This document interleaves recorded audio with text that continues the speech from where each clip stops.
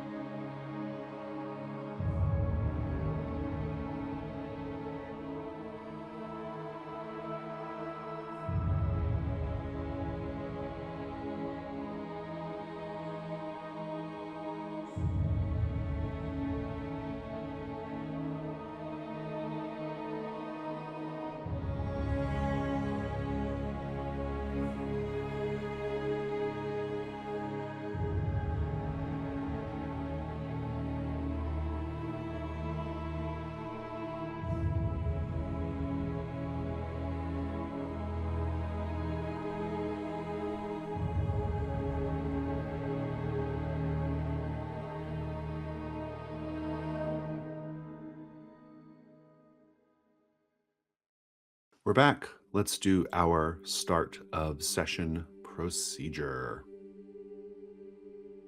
So taking a look at our active mysteries, we have one, the Whitewood, which was introduced last time. We didn't make any progress on that yet, but I'll just remind you that there is this undead village called the Whitewood, and the undead there we think are being hunted by the residents of this glowing spectral, or not, I don't know if it's spectral, but this glowing lodge floating above the treetops. The Silver Cut Company Lodge, which is a sort of hunting party of a race of beings called the Luminians. And our first question is complexity 2, how do we access the Silver Cut Lodge? And right now, if I remember correctly, we have 2 embers that are journeying to the Whitewood in order to seek that. We'll follow up with all that here in a bit. The other mystery is the Moldering Court. Now, here we are trying to figure out what is the nature or story of Lady Kendwin's lost love. And you have acquired 5, about to be 6 clues for that mystery. So pretty good progress there on a complexity 8. You could knock that out real fast, especially with a couple of aspects, right? So in good shape on that one. And I do want to check in on conditions with each of you, and also to find out if there's any particular scenes or moves you'd like to get fired off this session. I'll start with Ash. Ash, you are marked by the Black Cortege, and you are marked by Sir Denebray. I'd like to know, what are you hoping to accomplish this session, either in terms of scenes or moves, if anything? I'm more curious to see what the Whitewood is about. It's Jess and I traveling, so I don't know what that dynamic is going to be like, and I'm curious to find out what that is. Fantastic. Let's check in then with Calyxe of the Verdant Crucible. You are a thief, and you are Herald of the Speaking Root forever. What are you hoping to see today? I'm hoping to visit an oracle on our way through Castle Brannigan. Bragan. Castle Bragan. And then maybe use that similar oracle move as we move to the Whitewood. Interesting. Very good. Okay. Theia, the Waxing Tone.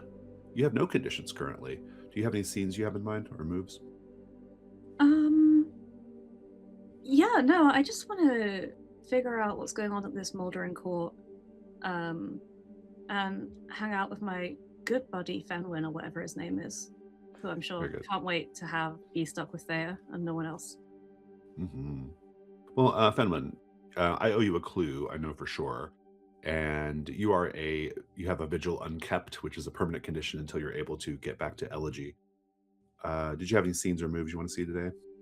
I think likewise, I would very much like to dig more into the Moldering Court and try and kind of focus that down. But then I think it would be great to loop around and have a make camp scene some point towards the end of the session with Theia. Okay, good. All right, in that case, let's then focus on moves that fire off at the start of session. Do we have any? Oh, we do. We have Theia's, right? The Wolf King Whispering move, right? I've got your Whisper for you. At some point, Theia, you will hear in the rustle of mangrove leaves, in the hot, humid air of the Rose Court, you will hear direction from the Wolf King. Seek the sacred tree of Gilvin the Vine-Twined. Seek the sacred tree of Gilvin the Vine-Twined. I can't say more than that right now what it means, but you have it, so. And with that, you do have fewer than 3 active mysteries, and so there will be a third mystery introduced. Let's just put another one on the pile, shall we? The new mystery is called The Branch-Torn Knight. When the hallowed halls of the liege lords and ladies were graced by the courteous and the brave, when the true-hearted still bore arms, there was a game. Each year the courts would send their greatest heroes to Castle Brynwild for a grand tournament. Here the bold would hope to gain the honor of facing the Branch-Torn Knight, for it was said that he could only be slain by the worthy. To ignore or refuse his challenge would be to live in shame. Lances were shattered, friendships and rivalries were forged, temptations were resisted or indulged. But then the Dimning came, and the Branch-Torn Knight's challenge was answered not by those true of heart, but by the broken remainders of a time refusing to die. None now remember what the true challenge was. None now live that have satisfied his game. One last time the game must be played. You must find out how to prove yourself worthy to the Branch-Torn Knight so his game can be finished. Only then can he find rest, and perhaps accept that this world no longer answers to him. I have a question to pose to each of you. What legend of the Branch-Torn Knight have you heard? Did the hero fail or succeed in the secret test? His name was Hallam, of the Verdant Crucible. He was one of my kin. The challenge of the Branch-Torn Knight is legendary. Among the Verdant Crucible, among all Crux druids, it is a great honor to be invited into battle with him. Hallam failed. And as with all Crux druids that fail against the Branch-Torn Knight, Hallam was not buried. He was not granted the solace of the soil, nor the friendship of the root. His body was burned, the ashes scattered to the wind and the sea. To take up such a mantle against such a legend, there is no option but to win. The Crux druids have lost thousands to the Branch-Torn Knight. Merrin Wildgoose, an initiate of the Crystal Door, foregoed the rites of passage of that order in return for fame of facing down the Branch-Torn Knight. His challenge to the knight was simple: land one blow on him and the contest would be his. Merrin danced the endless waltz of the Crystal Door, but the Branch-Torn Knight did land one blow. He only threw one, and it connected. And Merrin was riven in two, along with the tree that he was desperately trying to climb. There is one little folk song, but I'm sure I don't know it. Even the name was forbidden to be spoken at the Sun Queen's court. If you were to even whisper it, and that whisper was to get back to her, a burn would be upon your face the following morning. They say she was very, very disappointed that no branch was brought back to her. There is no name to be spoken of among the nameless. That is the way that it is. But stories live even when knights do not. And there was one that is remembered, though they should not be, who went to the court of the branch-torn knight, who faced the branch-torn knight and succeeded. And it is said that this knight succeeded not with steel or lance, but with hand. They battled the branch-torn knight, hand to hand, for night and day. And at the end, hands were shook. And this knight is said to have returned and spoken of their success. But they could not claim it, because among the nameless there is no glory to be sought.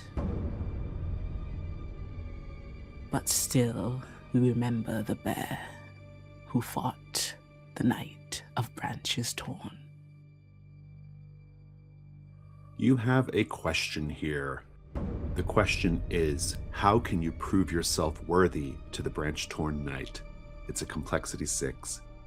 The opportunity is to resolve the mystery by entering through the vine-hearted chapel to be tested by the Branch-Torn Knight, in which case you immediately engage in a struggle with him.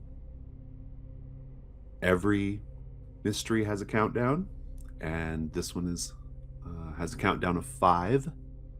It starts to become a problem, however, at 3.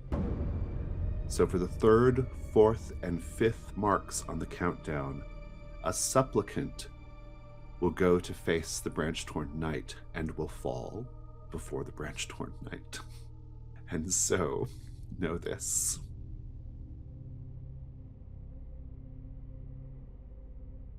You also have to keep in mind, since we're talking about countdowns, I'll remind you that the way they get marked down is whenever you take journeys. You get a free journey, a 1 free journey to this mystery until the next one is introduced. So as long as a third one is, or as long as you have 3 and another one's not introduced, you've got like a free journey to this one until then, basically. So just keep that in mind. Speaking of journeys, let's get into it now. If I recall correctly, we actually resolved all the Castle Brigand storytelling last time. What we have to do now, though, is consider, do you want to make camp, Calyxe and Ash? There's something you have to keep in mind here. It's yet another layer of this game's tactics or strategy, I suppose. If you make camp on a journey, that is a safe make camp. You will not have to make the die roll that could cause trouble. And you get the advantage of make camp, all that comes with it, finding a clue, clearing conditions, or unmarking aspects. However, if you make camp, it forces make camp on the whole, on everybody. So Calyxe and Theia will have to make camp pretty soon after you do, wherever they're at. And they're currently at the Moldering Court, which is not a safe place to make camp, as we saw last time, right? And so that's just something to bear in mind if you decide you want to make camp. For people who are watching this and wondering kind of how this works in terms of like the passage of time, we assume that the embers are always sleeping and resting, and we don't really know if they eat, but they're always sleeping and resting and doing whatever they need to do to upkeep their equipment. We just never see that stuff. Make camp is the dramatic moments when we actually watch it happen. So that is the deal there. And so I guess this is where I need to ask you both, Calyxe and Ash, will you be making camp? What a question. Oh, how much of a disadvantage do we want to put the wolf and the mouse at? Currently, with just 2 conditions and a fair number of aspects, I can do without making camp. But what about you? I can do without making camp if for the sake of our fellow party members. We could let fate decide and roll for it. Odds and evens. We could. The way Matt's shaking his head. I would like everyone to remember how absolutely wonderfully we did not make you make bad camp. The benevolence is rolling off you in waves, Calyxe. And the humility in the decision as well. Yes. Let's not make camp. All right. Fantastic. There are still things to be done on the journey, though. So I gather, Calyxe, you were going to go find your oracle, Sister Isha, yes? Yes, please. Above the table, just remind us, how many health boxes does poor Sister Isha have? 1, 2, 3, 4, 5, 6. 6 Okay, so remaining she's full up. fresh. Indeed. What state do we find her in? What's going on? She is how she was left. Her lungs perched in the branches of trees like birds' nests. They are a little worse for wear now, a little green around the edges, but they inflate and they keep her tethered, anchored, and alive. Her tongue wrapping around nonsensical truths to those who do not speak the root. So which of your oracle moves or oracle abilities are you going to try to evoke here? Am I able to use 2? Yeah, so what are your moves that you have? You have... Do not let me hang alone and Right. plant me where my power can grow. yes, you can do... So yeah, the first one lets you basically get a clue. You could consult them, right? Yes. And then the other one lets you harvest organs from them, correct? Yes. And yes, you can do both. You just have to mark more health boxes, that's all. In which case, I will ask first for a clue and take 1 health box of Sister Isha. So let's read this. It says, thereafter, each time you make that journey, you can mark a single checkbox to decipher the shrieks, groans, and tortured babbling of the oracle to learn the secrets of the trees. I'll give you a clue. And so you just get a free clue. I will ask you, though, out of character, do you want the clue to be for the Whitewood or for the Moldering Court? Can it be for the branch-torn knight? Oh, it can. Yeah, absolutely. Then I would like it to be for the branch-torn knight. Sister Isha is... I think she's hanging there. Mostly the sounds she's making are not intelligible sounds. It's a lot of, like, moaning. It's a lot of crying. Occasionally, she says... Calyxe, is this really the way? Is this truly what the gods mean for me? Oh, Sister Isha, you who gave up on endless grief. No, Sister Isha, the gods did not intend this for you. The gods are dead. The gods do not answer you. The earth answers you, the trees. Nature answers you. And this is what it must have. This is what it requires. Speak truth to me, Sister Isha. Speak sweet truth. Muttering, babbling, mostly nonsensical. But at some point you can see that Sister Isha's bloody stigmata is starting to mingle with tree sap. This is a sign that the tree is trying to speak through her, that the forest is trying to speak to her. And when it does, she snaps her head up, and we see that her eyes have gone completely green. And she says, "Folly finds the fool who flirts with fear. Suffer not the silence where your song should sound." That's your clue. We'll come back to the other part of this in a moment. Fenwyn, you have been at the Moldering Court for hand-wave number of days at this point. For some time. You've become a part of this little rotting community. What's that been like for you? I think Fenwyn struggled with how unusual it all was to start, and has quickly found his place as a sort of passive observer of proceedings in the court. I'm not 100% sure that he understands what is drawing everyone to still go through these rituals daily and what their purpose is, but he is fascinated by the ecology of everything, of how everything interconnects and relates and speaks to each other, and his encounters with Muck and oh god, how quickly I forget my dalliance's names. Periwinkle. Periwinkle.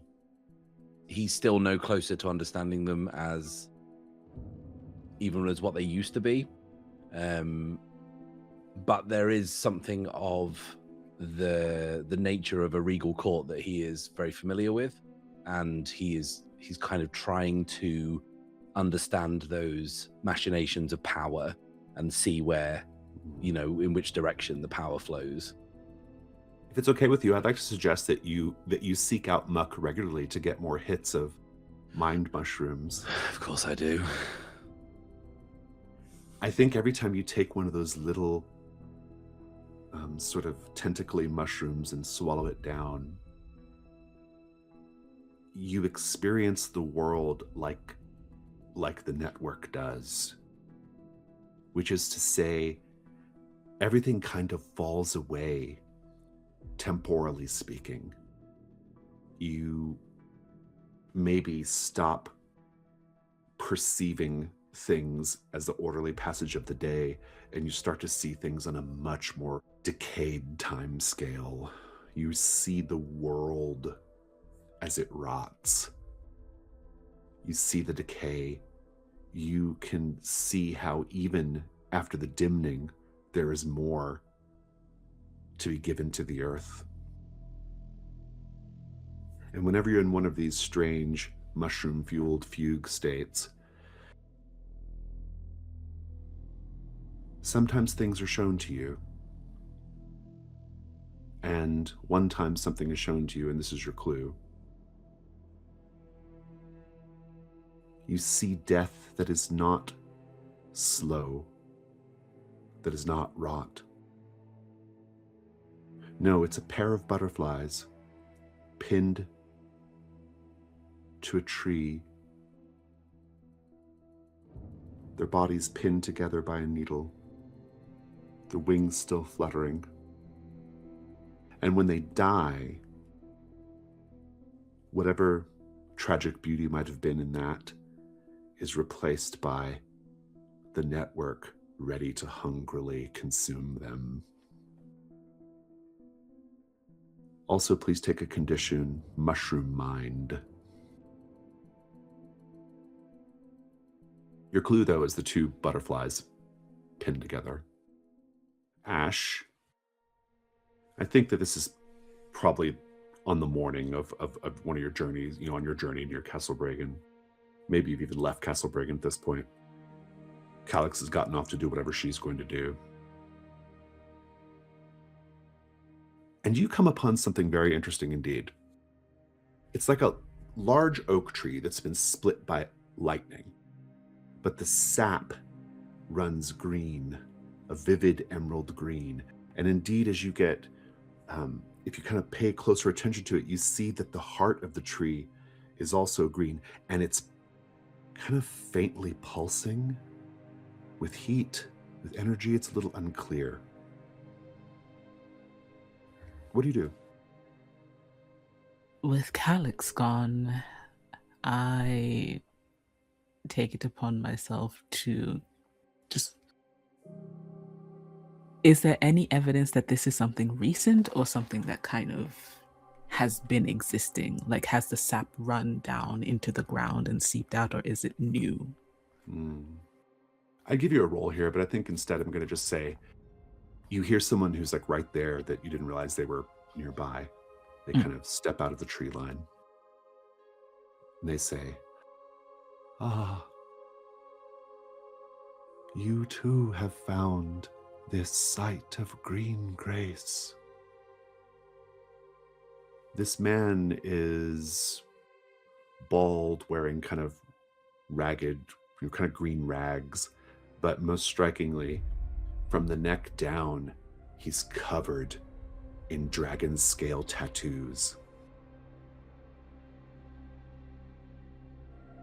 I did not mean to startle you. I am the scale-blessed pilgrim. I am a green ember, a true ember. What do you call yourself, sir? I am of the nameless. There is no shame in being nameless.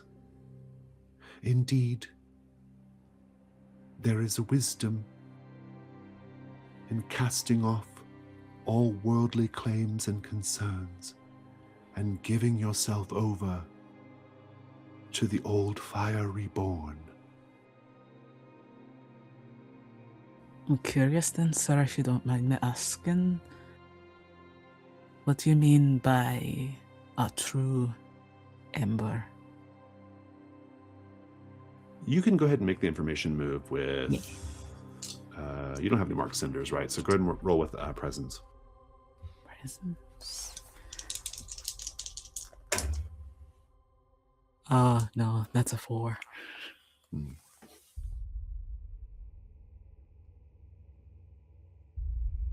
You claim to be an ember, and like all so-called embers, you seek the throne of the hidden king.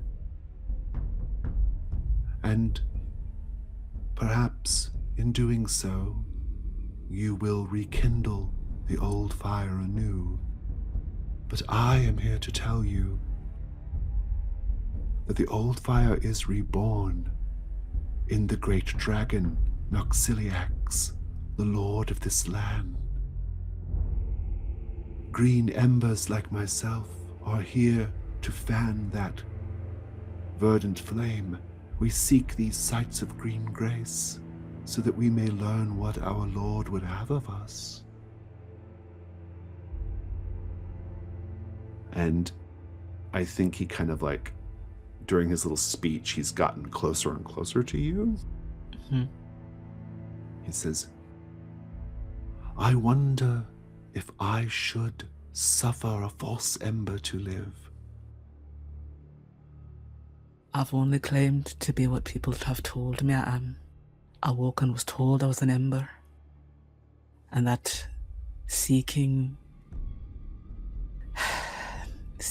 that place, that throne, whatever it is my purpose. And I don't know if I agree, but I will not suffer you to raise hand against me. Ease your foot. He steps back. My apologies. I have no right to step so close to you, sir, and with such uninformed ill intent.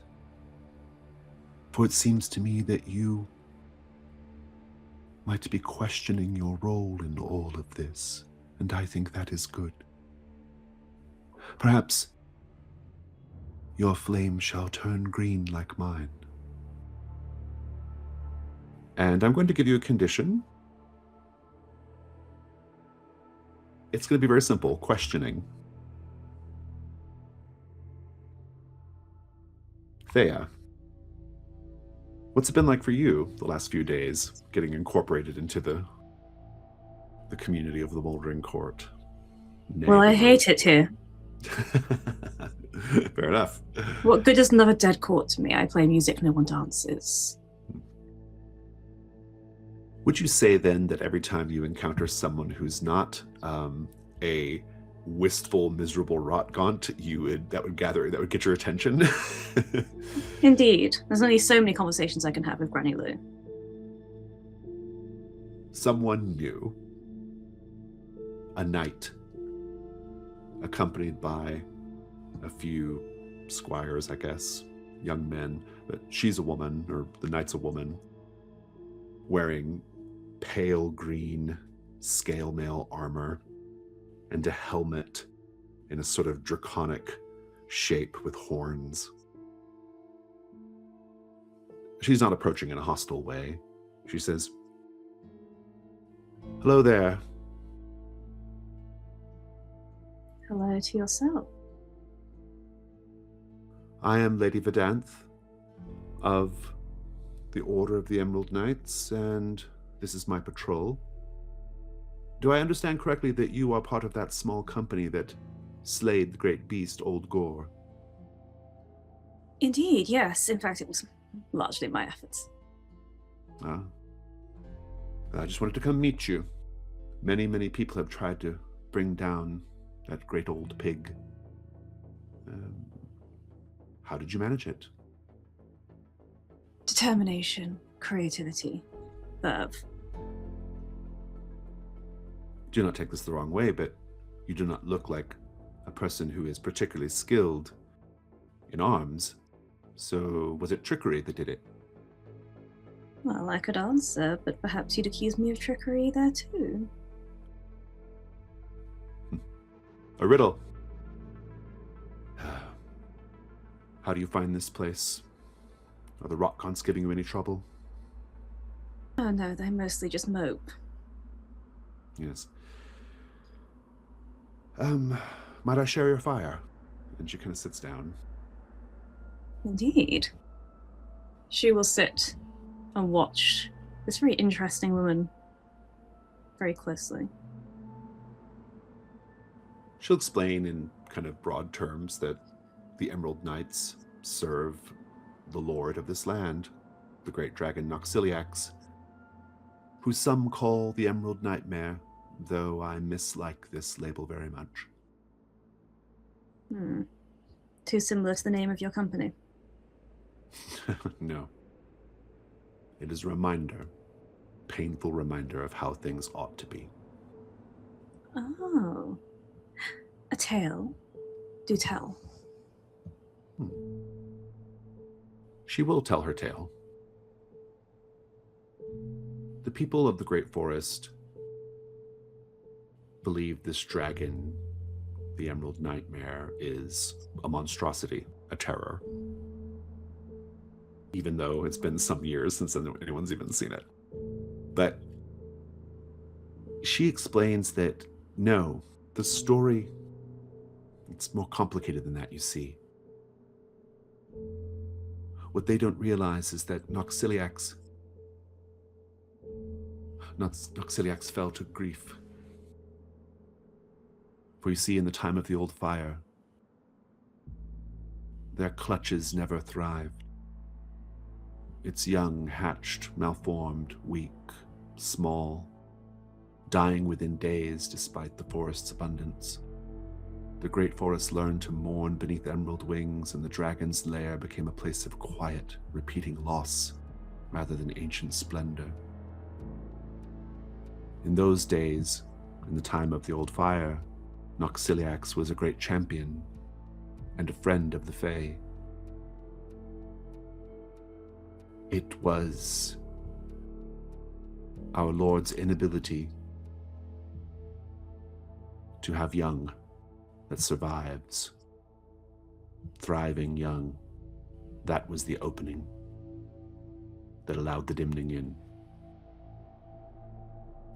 Indeed. And so your Lord grieves. Do not we all? Yes. But we still do what we are meant to do. We go through the trails and paths, and we make sure that things are kept in order as best they can be in a vast, unknowable forest like this. And what exactly does that do to serve your Lord? Go ahead and make the information move with presence. Okay. Ooh, I can count. That's 11, and my presence is 2. Oh, so you're getting a Lord clue too. Fantastic. What do you think on it? Calyxe. Let's talk about your other move now, shall we? This is as if the initial one wasn't so bad. We also have plant me where my power can grow. You have a sacred ash sapling in the Morning Tower. Well, we'll talk about that in a little while. But let's go down. While on a journey that has an oracle, you can mark 3 boxes, or however many remain, if less than 3, to claim an organ or other body part from the oracle. Please describe the process. And what do you replace the missing part with? The lungs hang in the tree. The ribs have been broken, one by one. A cage shattered to free what was within. Calyxe raises a hand to Sister Isha's face, rubs those stubbed fingers with the dirt-packed nails just over her face, down along her shoulders to the back, the other on the other side. Gentle, almost tender cracks echo through the glade as the ribs are removed one by one. And in their stead,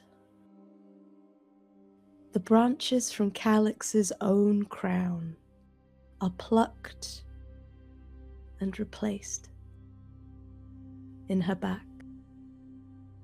And when Calyxe steps back to admire her work, she does not see Sister Isha anymore. She sees the transformed. It's an oracle, truly manifesting, becoming one with nature and parts of the tree. It is as if she was born into this forest, her endless grief replaced by that with the glory of nature. It is so perfect that Calyxe briefly cries, for she had forgotten what a true oracle looked like. And she takes those ribs and takes them back to Castle Bragan. Fantastic. So you do get to now note a body part on your little tracker for that move. And for people paying attention to the video who want to know, these moves can be used in different ways, or these body parts can be used in different ways, but the principal way is you now have the ability to take these back to the Morning Tower and begin grafting them to a little tree that you have there. So we all have our king. The story just gets weirder and weirder with Crux Druid. Now that little horror show's over. Let's go check in on Fenwyn. Fenwyn, what are you up to now? I think, having talked about Fenwyn's place in this court, I think he's wanting to try and pick up some remnants of what the Queen used to do, and perhaps watching for routines that maybe rock gaunts that could have been like guards or like squires in the court. What they did, he wants to get a sense of like how her kingdom operated, to try and kind of figure out who this lover might be. I like that very much. Go ahead and make the information move, probably with reason, I'm guessing. What you have a marked cinder though, don't you? The tower's lesson, even the unscalable falls to the small uncertain. I don't think that applies, so go ahead and... That's a 10. Fantastic. Although I probably could have invoked a vigil unkept, since you talked about like people keeping watch, but that's okay.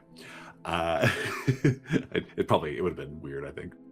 Fantastic. Let me give you a clue.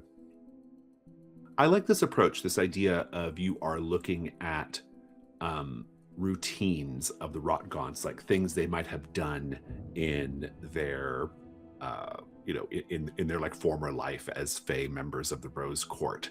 I think that's a really terrific approach here. One of the ways that you might be able to track them periodically is to see their footprints, right? There's a lot of mud around.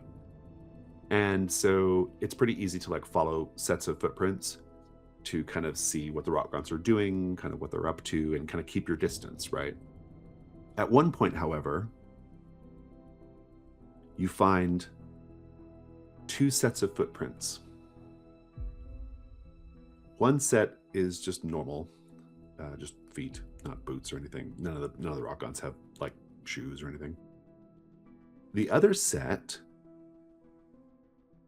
is boot prints. That wouldn't necessarily be weird in and of itself, except that each one is filled with rose petals, rotting rose petals. And when you follow it, you actually find the said rot gaunt, and they're having a conversation with someone you can't see or hear. And that's your clue. Ash, is there anything else you need to do before we kind of, I think we're pretty well ready to wrap up this journey. So, but if there's anything else you want to do before you kind of head to the Whitewood, I'm open to that.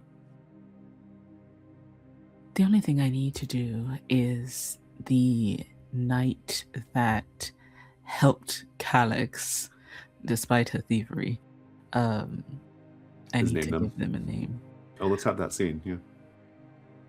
As Ash parts from the Scale-Blessed Pilgrim, this little seed of a question and a doubt in his heart, he touches the plate over where there is still a little ribbon tied inside, and as he rests his hand on his armor, another hand taps him on the elbow, and he looks to see the knight that had departed from him some time before has returned.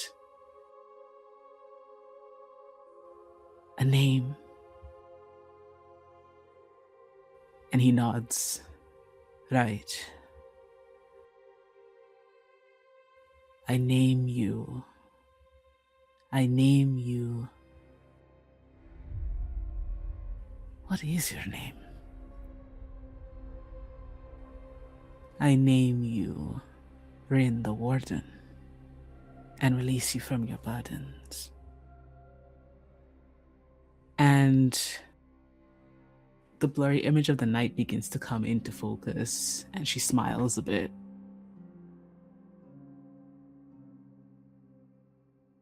You should try to call on him. Once he might come. And Ash looks a bit confused, but she turns away and takes a step into the ether. Theia, you are discovering that Lady Verdant is a wellspring of helpful information, actually, because she patrols her section of the Great Forest. And so she knows the trails, she knows the paths, she knows how to find things, she knows when she's seen strange, landmarks and things like that. She's particularly annoyed and aware of a fanatical cult that call themselves the Green Embers. They claim they worship the dragon, and the Emerald Knights hate them. You haven't met a Green Ember yet, but that's just a story that she's kind of taking the time to complain about. But she also gives you helpful information that is immediately relevant. For example, she finds things. A marble plaque naming a dance that was once performed only for the lady and her chosen. The name of the dance, you can tell me that whenever you get ready to answer the question, but Lady Verdant remembers that the dance was the purpose of it. And that's your clue. You also get a Lord clue out of this, and who better to deliver it than someone who serves Noxiliacs, right? Now, we don't know for sure that Lady Verdant knows how to reach the city of Lyrillin, and indeed the Embers don't even know about that. That's a mission of yours, right? That's a player situation. But she will mention that there is a section of the forest where paths curve inward, no matter which direction one walks, like ribs closing around a heart. Fascinating. As knowledgeable as you are elegant, my lady. Thank you. So what is it you and your company seek? The throne of the Hidden King? No, I suppose eventually. For now, I'm looking for a tree. A tree? Well, you've come to the right place. I suppose. I don't suppose the name Gilvan the Vine-Twined means anything to you, knowledgeable as you are. Yes, I think that does sound familiar to me. And indeed, one of her little patrolmen will confirm that they know this name, they know this tree, they even know the way to find it. They'll tell you the way to find it. For our purposes, we'll just say you know. Out of character, I will tell you that you have satisfied the Wolf King's mission, so you're good to go there. Right. But also, I'll tell you out of character that Gilvan the Vine-Twined is a struggle. You can take a journey anytime you want to that tree to engage in the struggle. On my own? Okay, cool. Or no, anyone, you can go as a group too, but...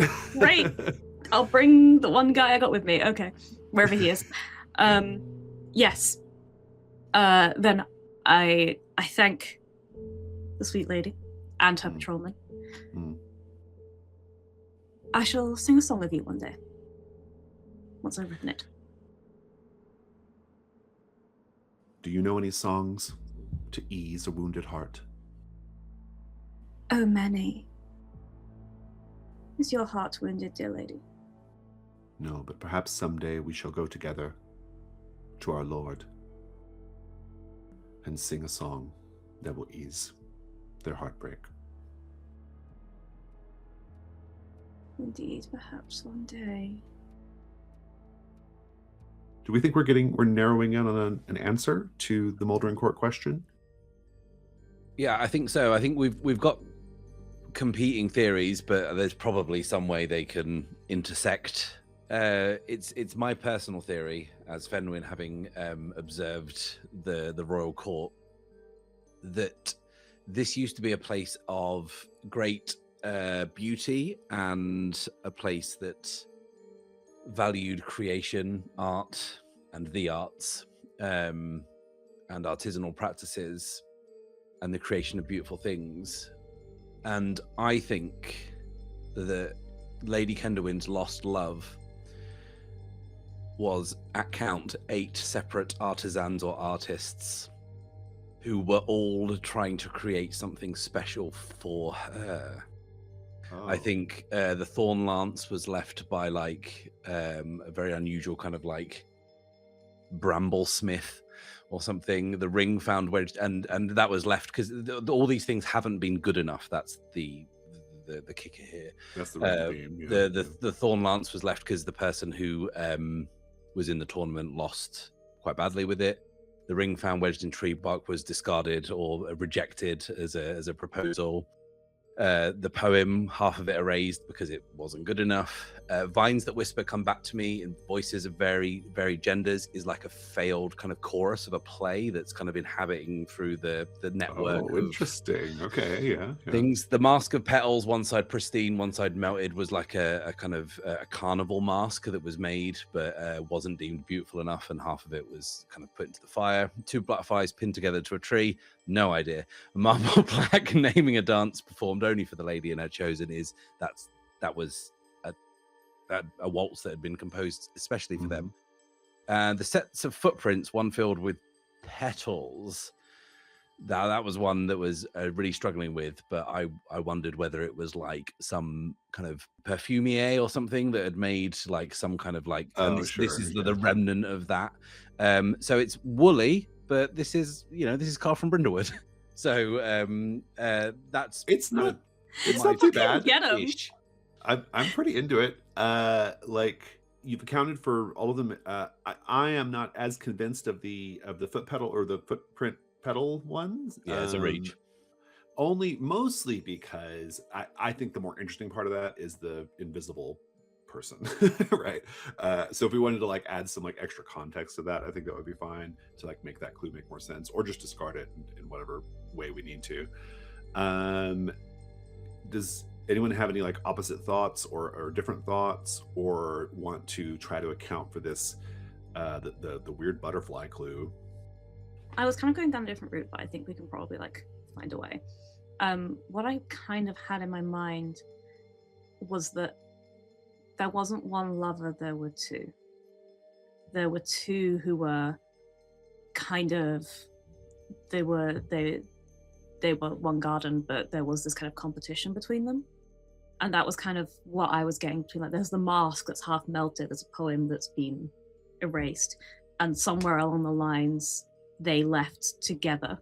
They decided to stop trying to win Lady Kendowin's favor with all of these offerings, and instead they went off and she lost them both. That's pretty good, because that accounts, I think, for the pin and the butterfly, because it's like the two butterflies being pinned together kind of symbolizes the two of them being drawn together by this conflict. And then it also kind of accounts for the weird, like, two people walking in a, maybe the one rock gaunt is one of them and the other one is the one that went away or something. I don't know, but yeah, like two were walking and now there's no one. And I kind of, I know this isn't like officially a clue, but kind of like, I was thinking about the way that Periwinkle is always trying to bring back those old days. And he's trying to get himself into a love triangle. Yeah. Do you know what I mean? Like, he's trying to recreate that. Mm-hmm. That's really good. Oh, so in that case, it's almost like more like just a symbolic clue, like just this idea of like trying to, because we know that these rock gaunts have like magic, right? So that could just be someone trying to like create like, their sort of like their former romance of their former life, That's really intriguing. It actually kind of fits nicely with Matt's theory too. Instead of it being multiple suitors, it's like these two who were competing, but then they just went off with each other.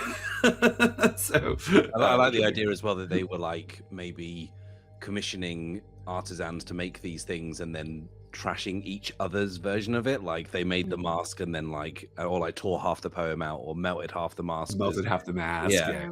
So there was the lance is broken or something, right? Yeah, wedged the ring and yeah, that's pretty interesting. Jess or Wren, do you have any other thoughts to add or any other alternate theories? These are pretty good. I had an alternate theory that is completely opposite to everything so far. So looking at like the wording of the question, it doesn't necessarily say romantic love. I think Lady Kendowin's lost love is her sister or a sibling, and I think it's a case of heir and spare.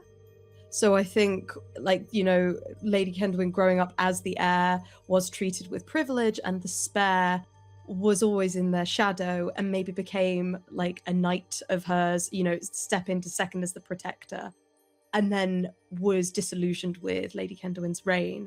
Hence why the Thorn Lance has been left in the tournament grounds from them walking away from the fight and refusing to fight for them.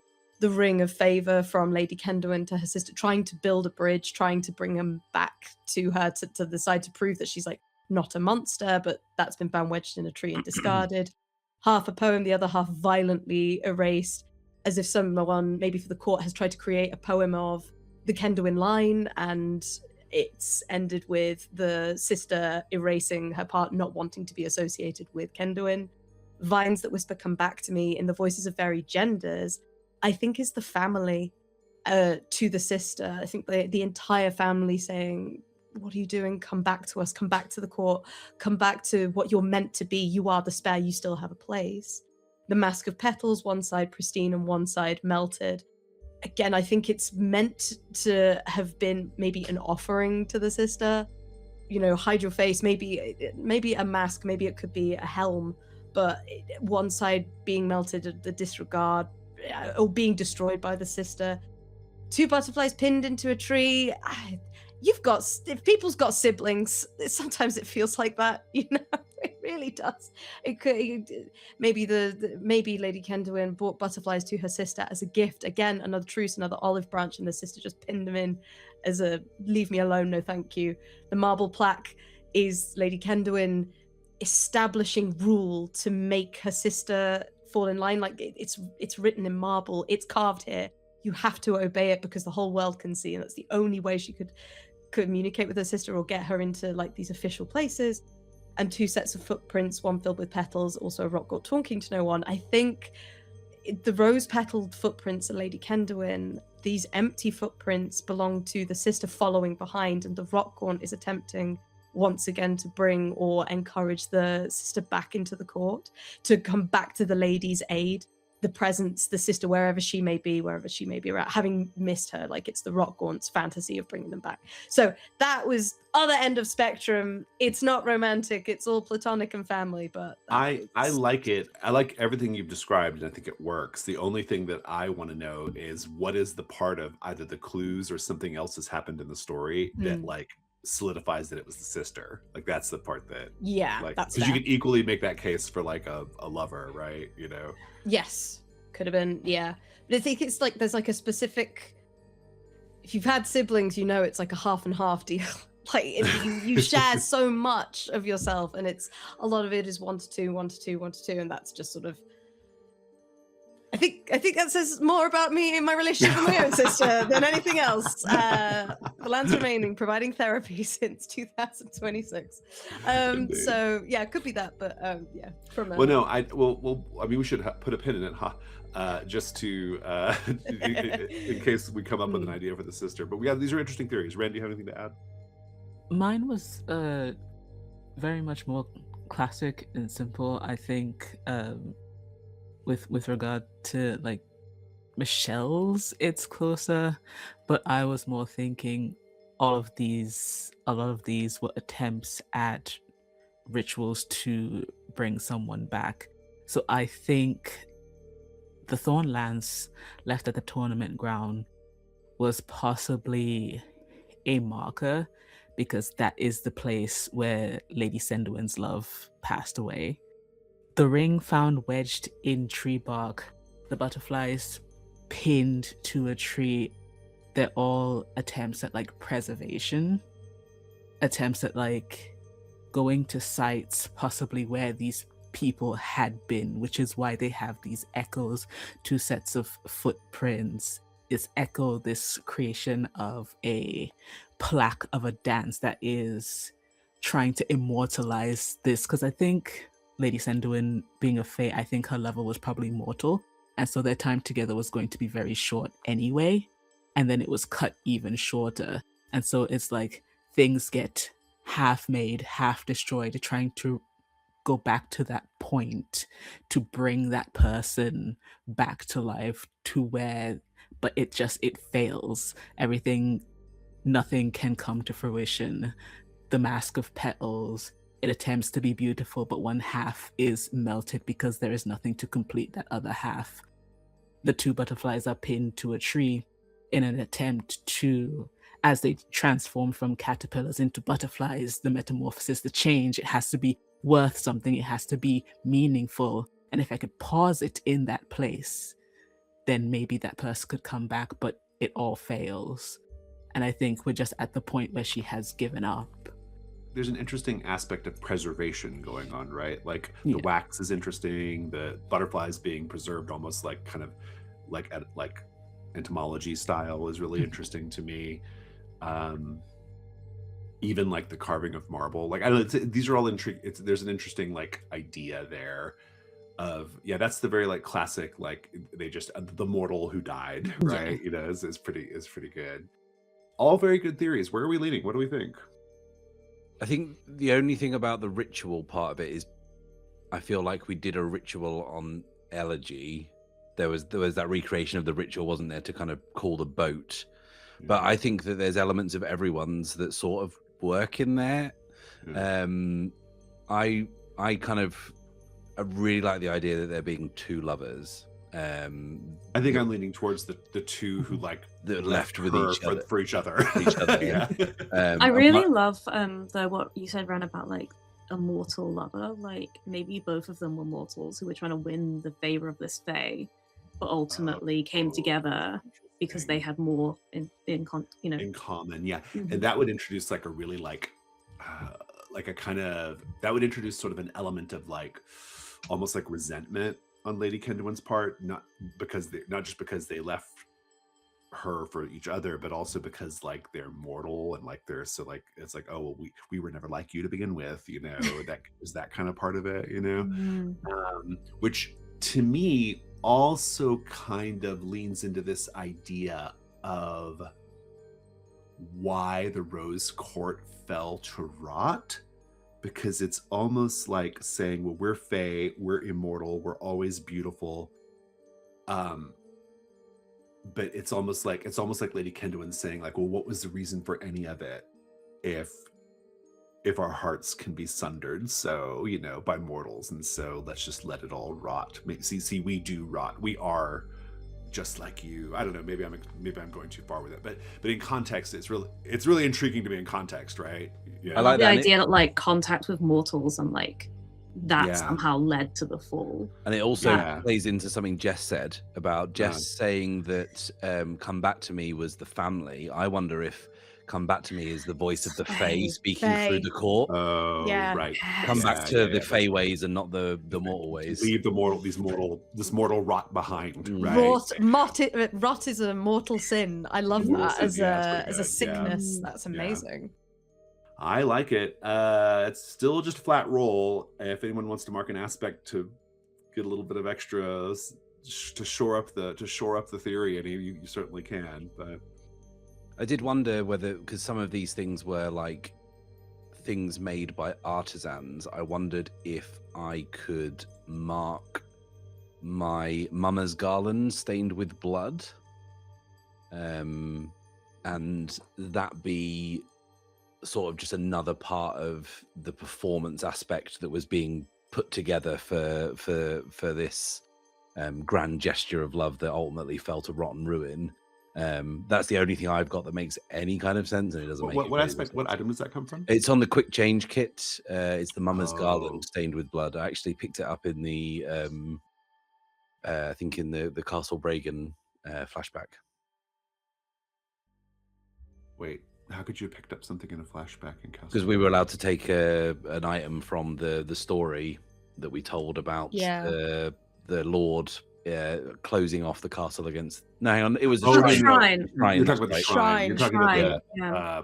Oh, right. Okay, that's really interesting, actually, because so I think like we just put like a nice fine point on that and say that maybe like that mummer's, what was it, a garland, maybe it's made of roses, right?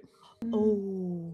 And maybe this was like a literal like performance that was done for Lady Kindwin, right? So that'd be pretty good. That'd be the +1. That's definitely looking better. Any other aspects, or are we good? I think this is also from the shrine. I have this gilded seal. Holding it recalls hollow splendor and the walls people build around themselves. Oh gosh, what could be more applicable? Feels a little bit applicable to this situation. Yeah, no, I love it. Yeah, that totally like reinforms thematically the idea, right? Yeah, that's great.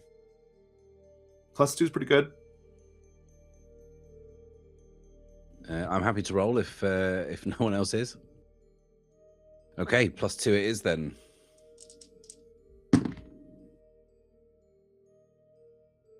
Can you remind me what the bonus is for a 12+? I want to answer the question. The answer is also a Lord clue. In which case, I'd like to mark a cinder to bump up the answer, because I rolled a 10. Nice. Very good. That will make it a 12 and therefore give you your third Lord clue. So we'll have to kind of recontextualize the answer a little bit to make it fit as a Lord clue, but that should be pretty easy to do given Noxiliax is hiding in a Fae city, so that shouldn't be too difficult. All right, it is correct. Which cinder are you marking? You do have to reinterpret the answer. Yeah, so it's quite an easy reinterpretation of the answer. It's the kindly old man. He who is unseen can still see, and I think that through my mushroom-addled mind and me watching the passing of all these court routines and seeing this, I've almost kind of slipped between time. You saw it all. And I saw it all from the perspective of like some lowly court like hand who uncovered this and saw the rock coming and saw the rift in the Fey Court and saw the whole thing coming apart. And maybe he's the person that the Rockgaunt is speaking to, or is the Rockgaunt? I love it. That's great. Yeah. Mark that cinder. 12 plus. Congratulations. You can now pursue the opportunity. Basically, whenever you all want to do it, either separately or together, seek the heart of the swamp. You have that struggle with Lady Kendwin, or the putrescent queen, she's called now. So, question: if I said, right, come on, then Theia, let's go and do this. It's just the two of you. Right. It's just the two of you. Dangerously OP. Send it. That'll be fine.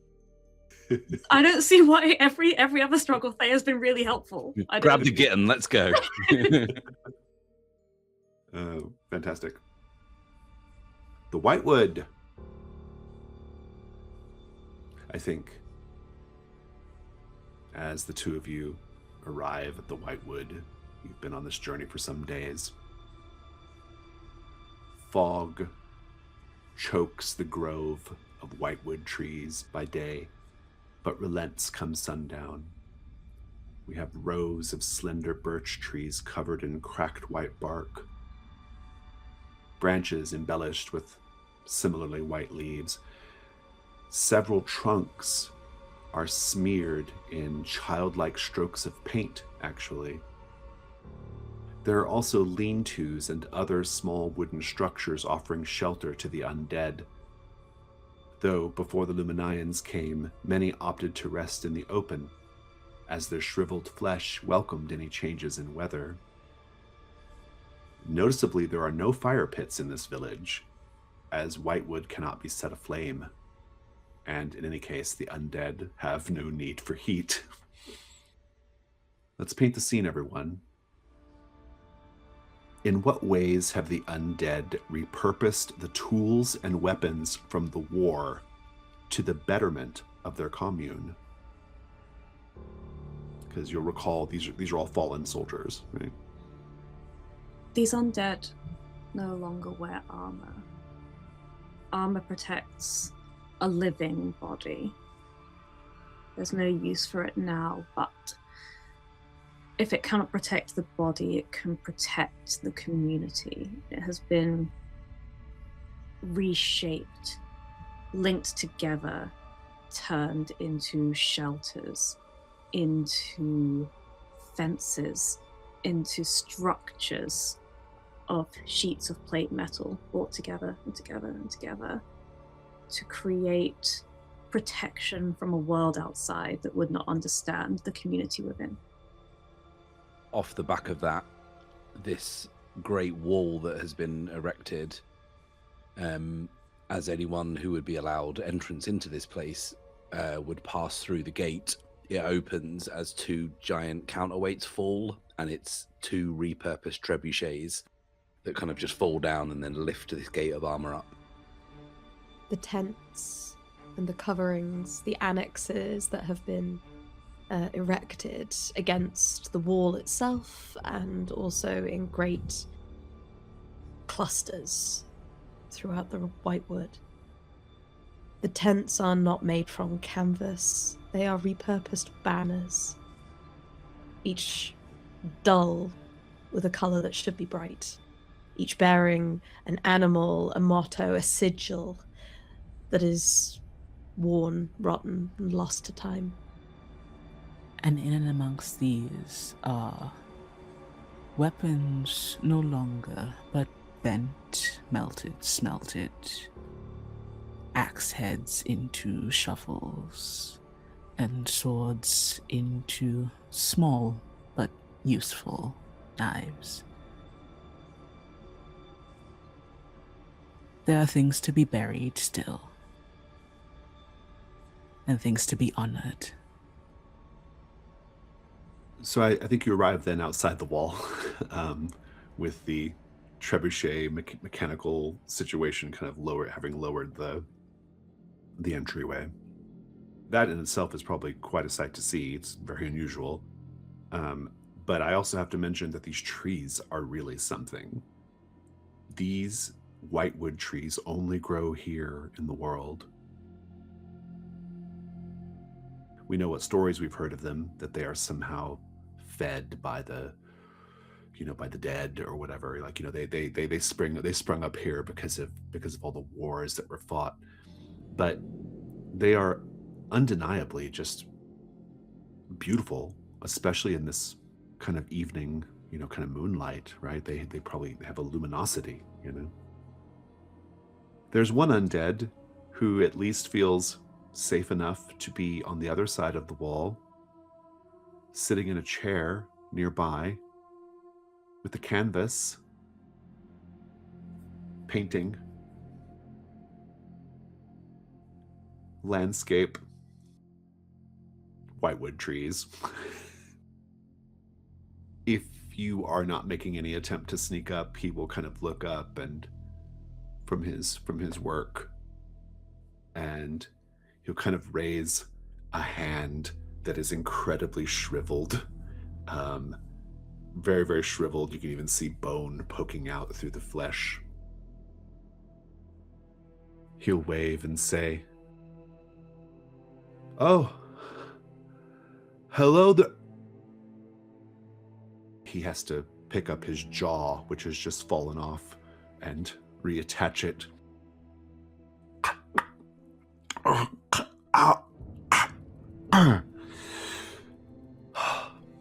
Sorry about that. Hello there. Greetings. Hello. You've not come to hunt undead, have you? No. And Calyxe looks at Ash briefly. No?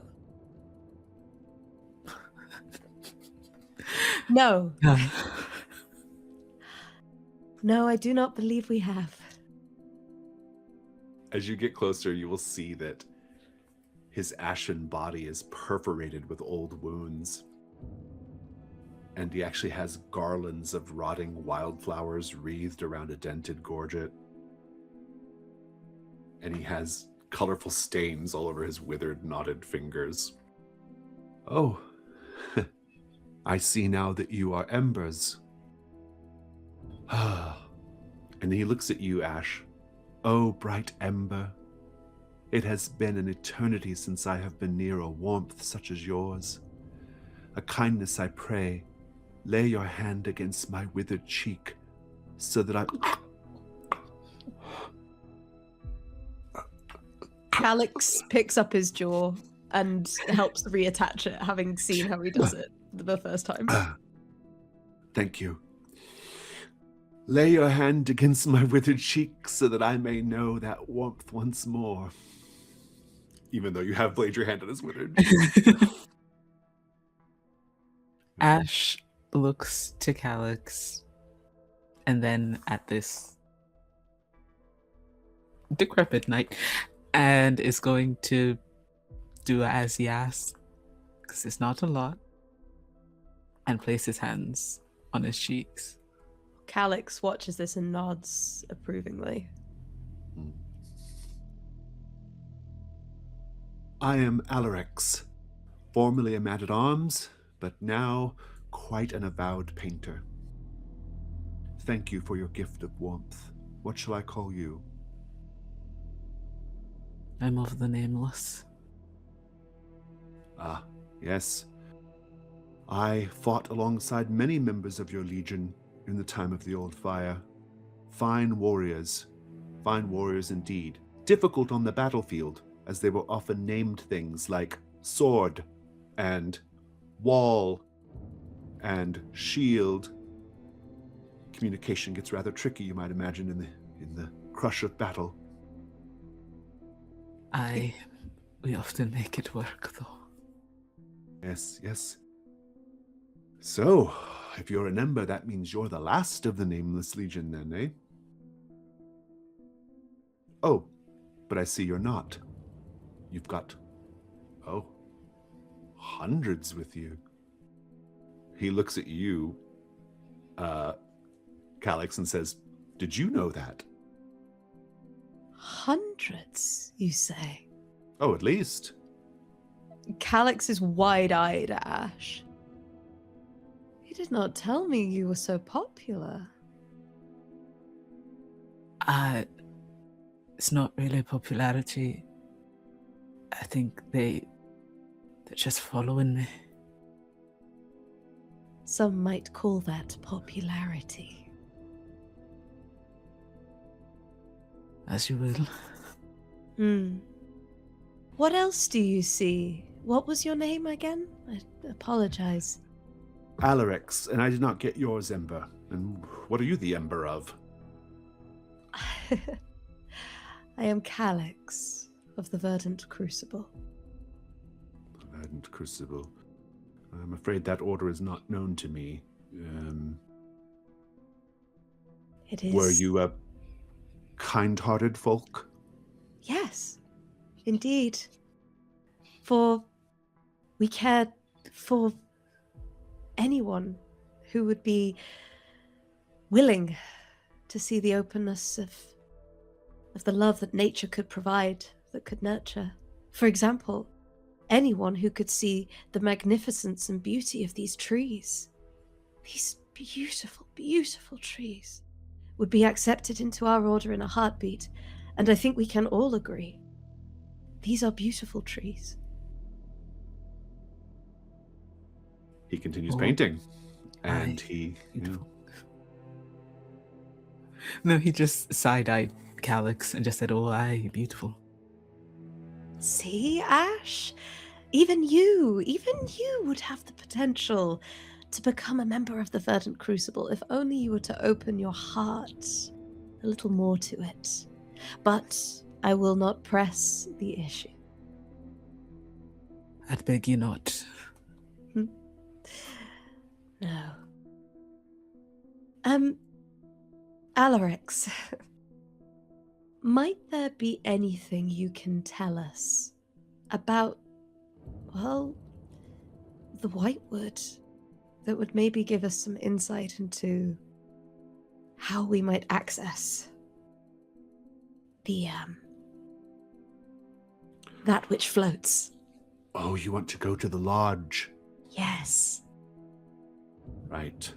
Well, it hasn't made an appearance tonight yet.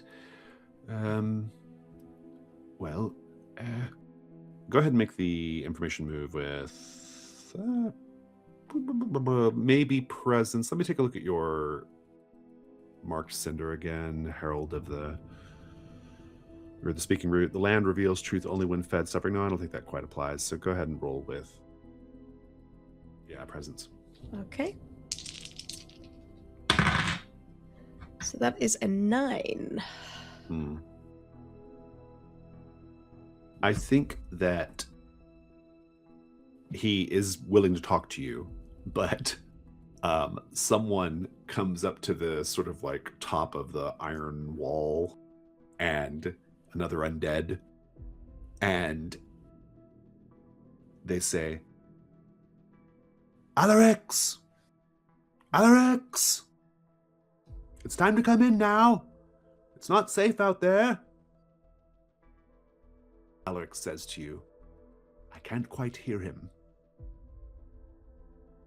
What did he say? Oh, I believe he asked you to stay a moment and tell us everything that you can. Alarix, can you not hear me? Damn that morning star to the head you took. There's a little bit of commotion going on as far as that goes. And they start to like raise the little like door. And that's when Alarix says, well, maybe you should come inside and we can continue talking. Calyxe looks to Ash, as if for permission, almost. Ash looks to the rising wall. An invitation is an invitation. I think everyone is going to like you. You're both very, very friendly. Very nice people, I can tell. And your embers, too. Everyone's going to like you quite a lot. Of course, we're very, very biased against people who have warm blood in their bodies. Come along. Alex, how evident is it that we're embers? Oh, well, I can see the heat of the old fire in you. Although yours, I don't know if it has any meaning, but yours is certainly not nearly burning as bright as hers. What is it? Right. I think Thank you. Calyxe perks up at that. Really? That's fascinating. Right? The wall comes right back down as soon as it goes up. It's a sort of flaw of the design, so we have to hurry. Let's cut back to the other group. Well, what are the two of you doing now? Are you going to go face the putrescent queen? Are you going to go journey somewhere else? You do have this random struggle you could go to if you wanted to. You could go to the branch-torn knight. You could go to the Whitewood. Great question. Many options. I think, personally, I'm of the opinion that I'd like to wrap up the Mouldering Court by heading towards the struggle, but I don't know whether we need to make camp first. I'm not sure what kind of situation that puts the other two in whilst we're... They will be camping in the undead village. Oh, that could be fun after they were so nice to us. Which is safe. A very nice, safe place. Yeah, I do want to wrap up the Mouldering Court. I do think it would be probably good. I'm just casually looking at how many aspects I have marked. It's quite a lot. It might be good to camp first. I know that it's not a safe place to camp though. Is that right? It is not. No, it would be an unsafe camp. It went really well last time, so it's fine. We could risk it. It should be fine. Hope you like spiders. I don't. Take your pick. Would you like to camp in the Arboretum, in the amphitheater again, in the fungal menagerie, or Kendwin's Arch? I veto the amphitheater. It went very poorly last time. Very poorly. I think knowing my experience with Periwinkle in the Arboretum, I wonder whether or not that's a more Fenwyn might pick that as a more secluded place that's safer to perhaps to kip for the night, I think. Yeah. Sounds good to me. Let's just go to it then. When you and any other number of embers settle down to rest, you can tell a pleasant story from the time of the old fire, or engage in your ritual. If you do, clear an appropriate condition or unmark an appropriate aspect. Then, as a group, you discover a clue for an active mystery. Tell the keeper what it is. The clue cannot conclusively answer a question by itself.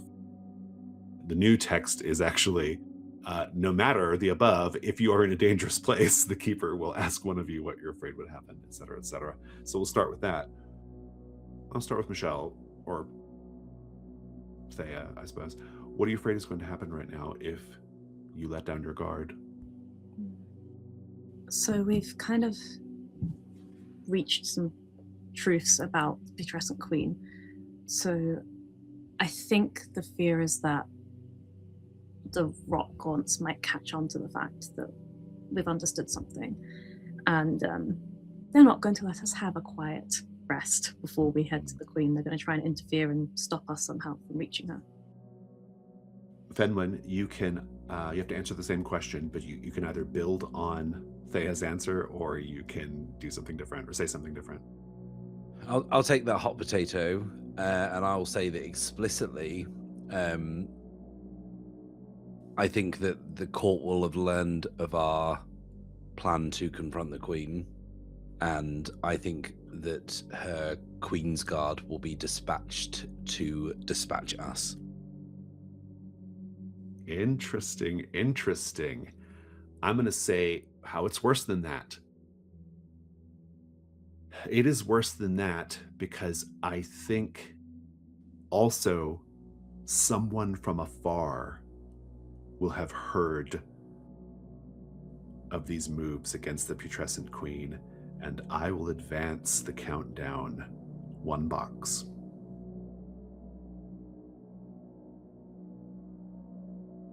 So, with all that said, the ember with the lowest cinder, please roll with cinder. I think that's you, Matt. Ah, great. Yep.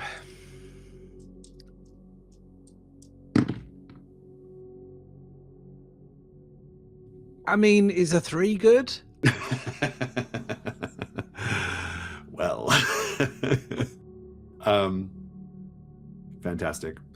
Let me go ahead and I am going to go ahead and tick down the countdown on that one. Just above the table, am I allowed to mark a fire to bump that up? Oh, you are. Yeah, if you think it's worth doing. I mean, it may not be, but you can. Yeah, you totally Well, can. the thing is, I like some of that. I just don't know if I want all of it. So I wonder, I wonder whether bumping this up to a middling result might just be better. Let's take a look. Yeah, let's take a look at what the move does on the middle result. So on a 10+, it's without incident. On a 7-9, without incident, but your campsite attracts unwanted attention. Something or someone will be following you.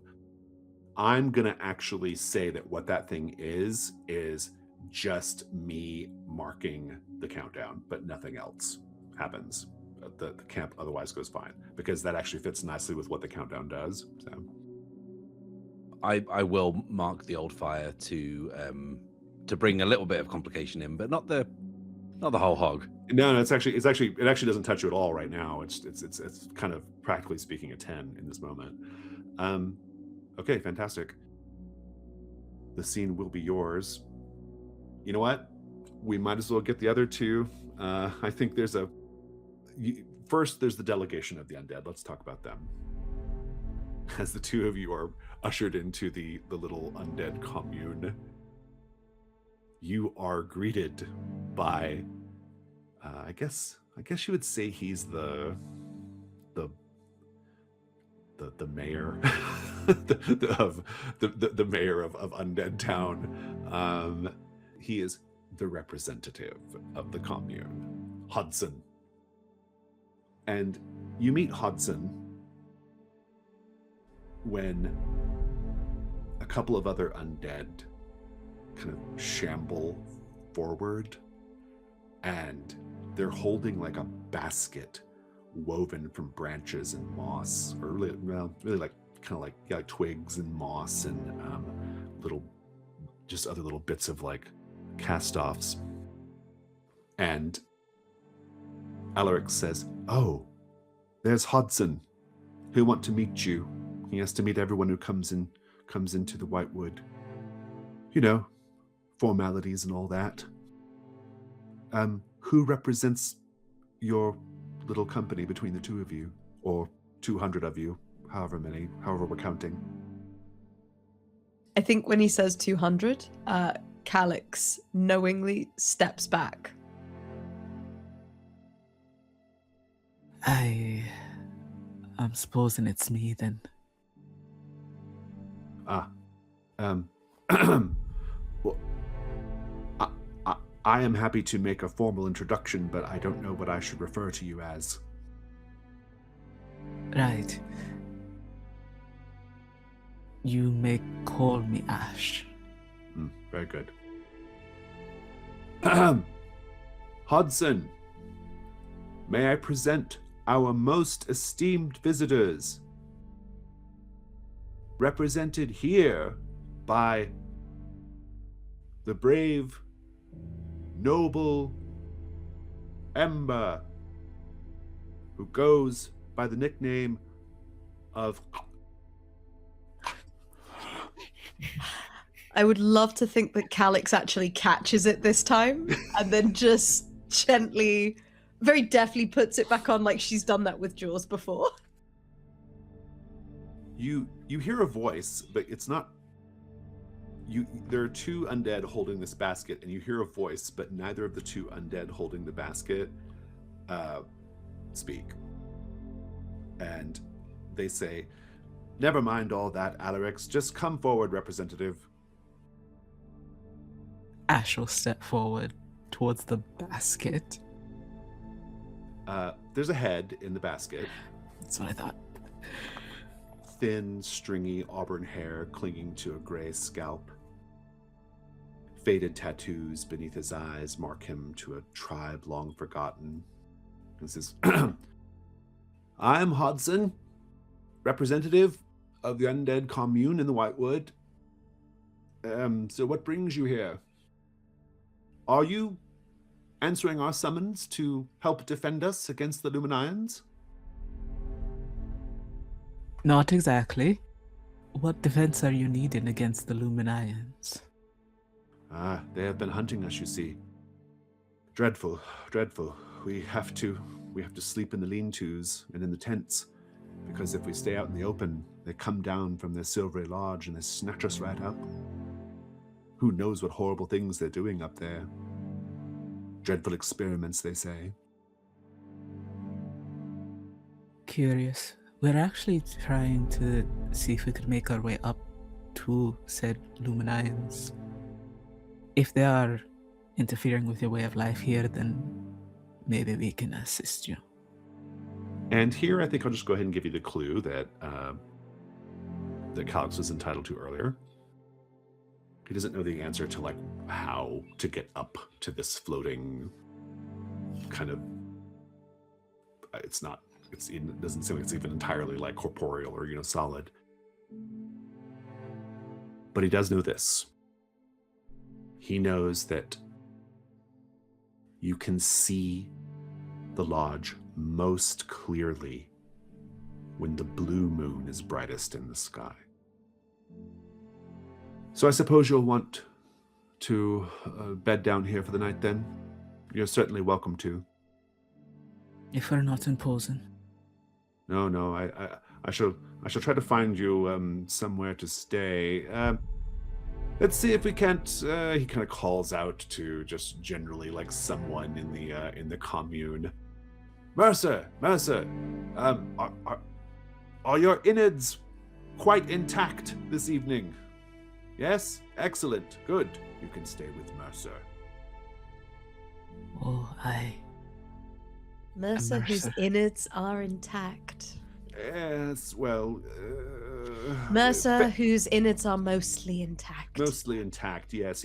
If you find in the middle of the night that there's something in your hand that's rather wet and squishy, you should let go as soon as possible. Very nice fellow, though.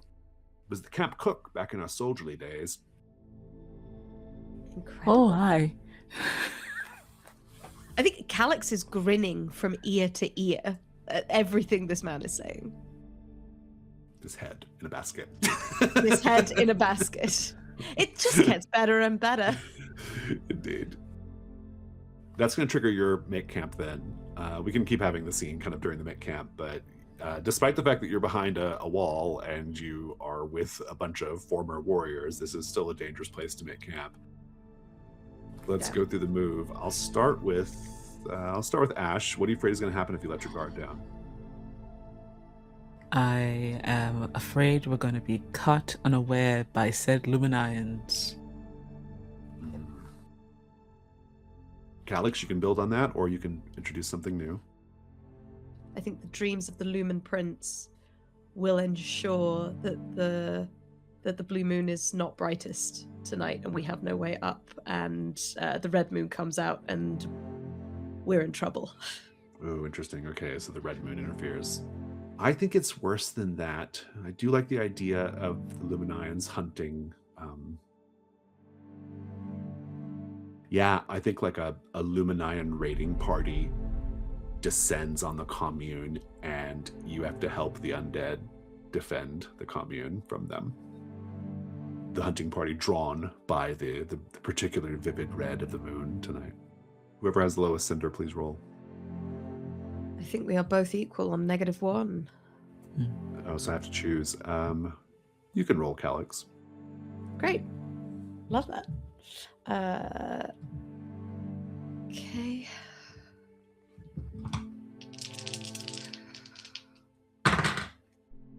Ooh. It is a 6. Can I mark the speaking route to bump it to a 7-9?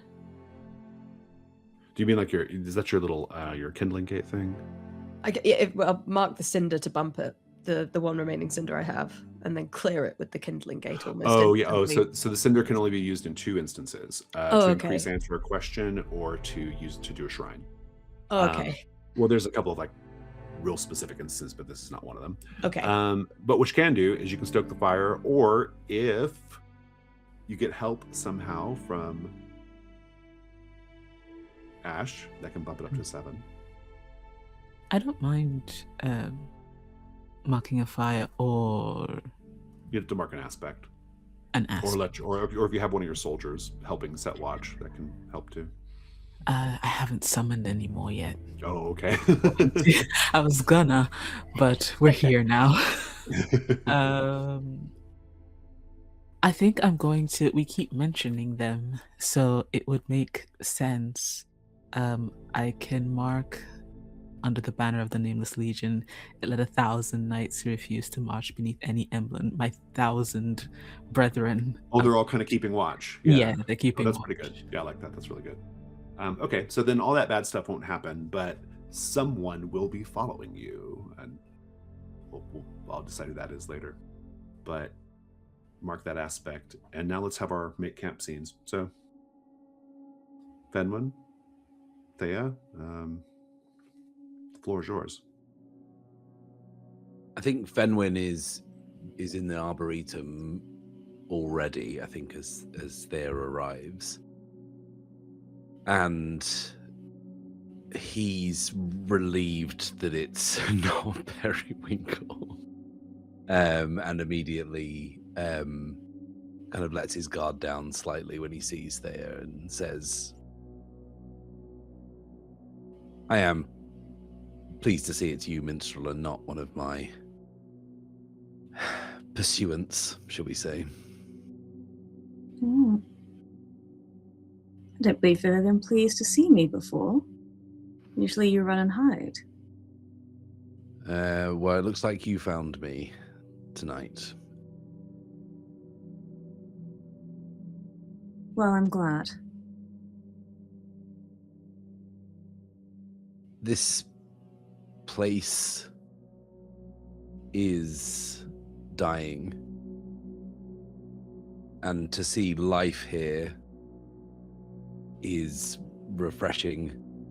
And from what I've seen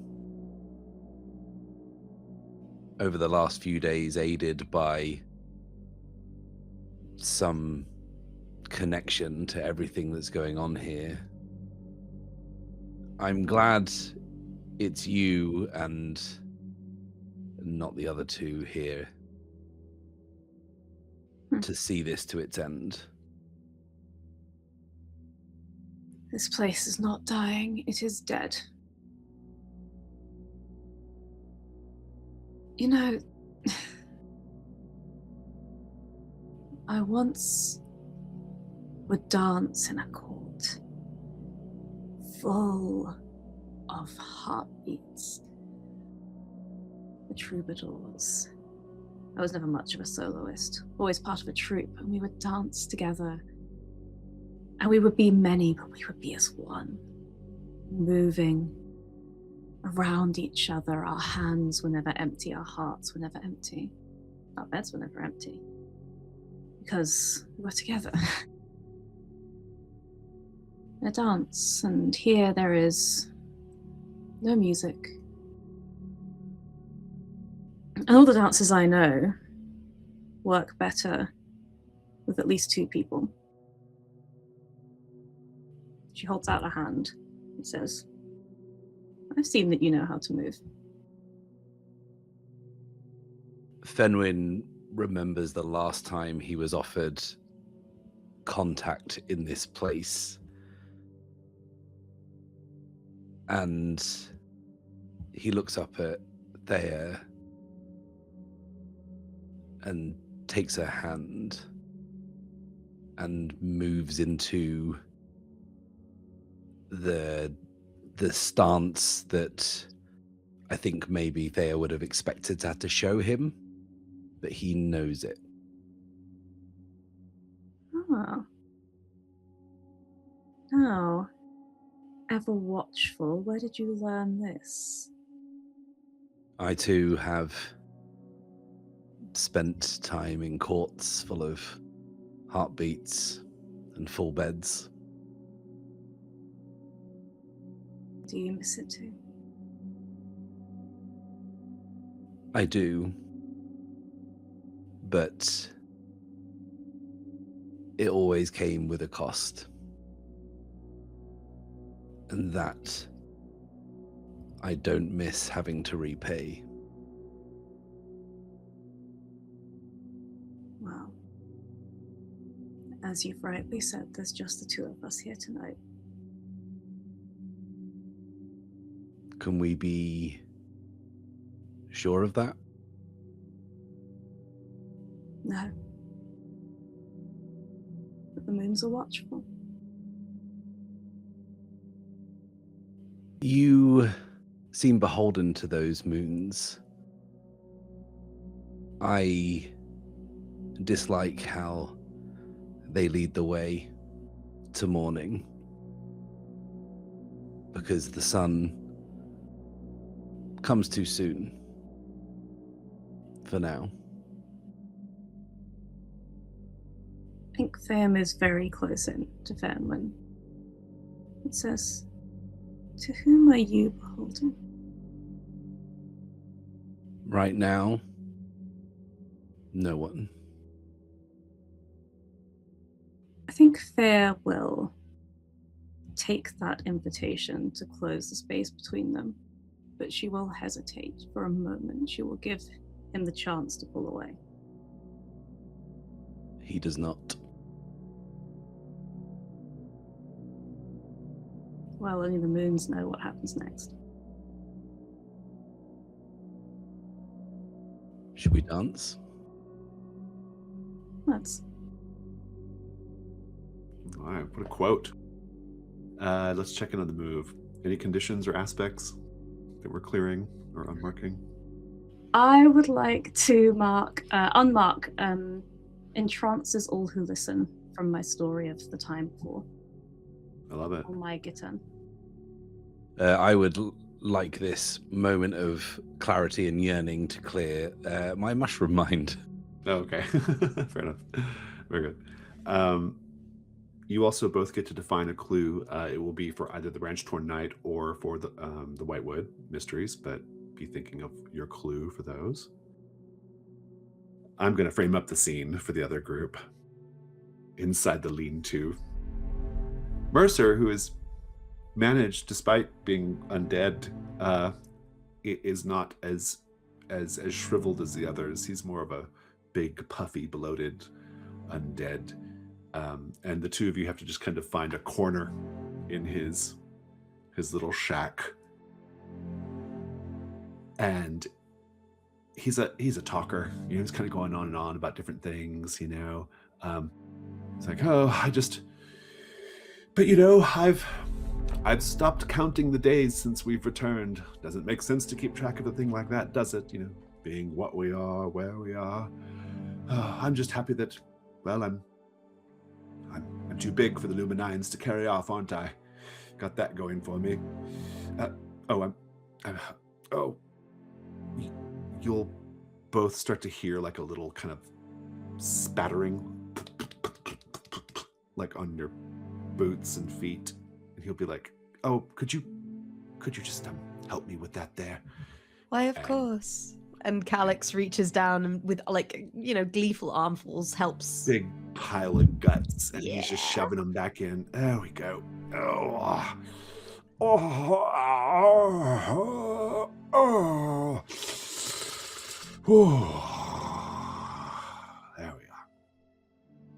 So, how are you two then? Quite well. There have been better days, but in the grand scheme of all that is and will be in the heart and humber of the woods, it is a good day. Excellent, excellent. Very glad to hear it. Well, if it's all right, I think I'm going to lay down and pretend to sleep. Whatever soothes you. He does.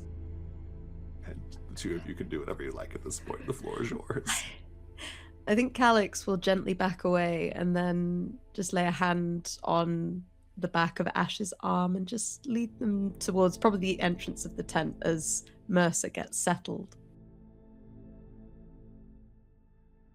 It is clear that those that have been left behind in the wreckage of this world try and find a sense of normalcy and try and find something of what they were. I would not take that from them. Suppose I can understand. Do you?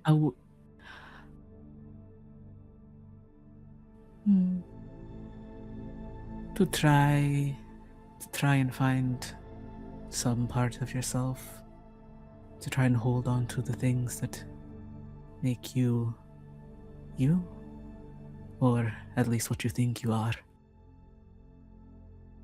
What do you think you are?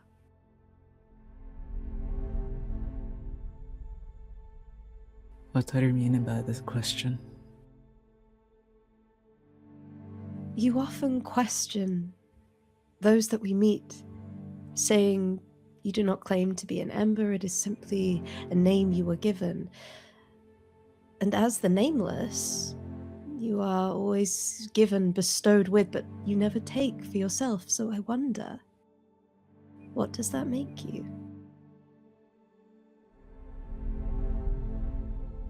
The nameless fascinate me. They have. I have heard stories. My Crucible would tell them together around the fire. There was one, a nameless knight, came on a quest through our very specific patch of the forest. I was very young when he came. But the way that the Crucible defined him, he did not walk with pride, but he knew who he was. They did not stride, but they were present. It was as if they were in service, and yet they had no lord.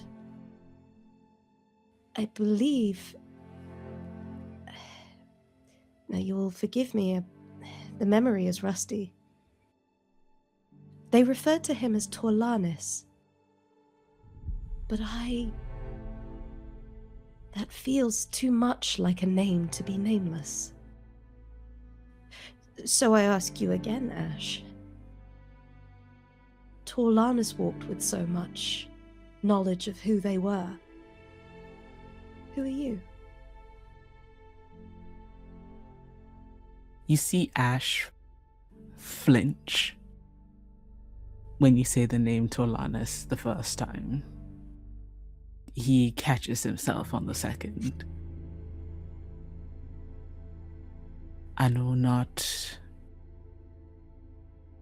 of who that was that you speak of. It's unlikely it was one of us. I see. Well, maybe I am mistaken then. But in the case that I am not, I hope to bestow this to you as a gift. The nameless were respected by the Crucible. They still are. Ash turns to look to where Malin is just beside him and knows that there are many who follow behind. And there are some who take great pride in that, and they shouldn't.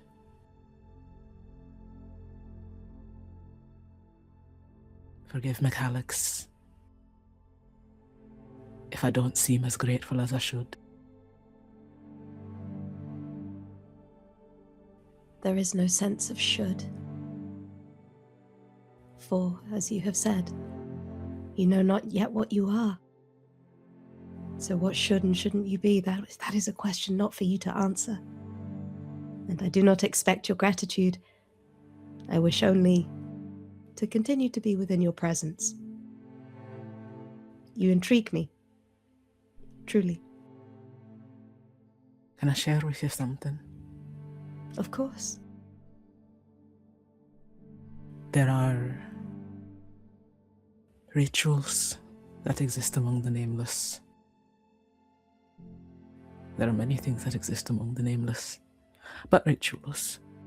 And at times,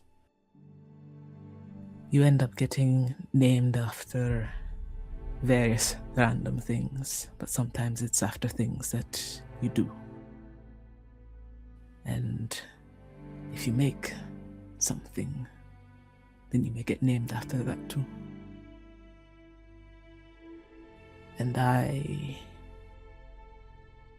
And he reaches and takes your hands.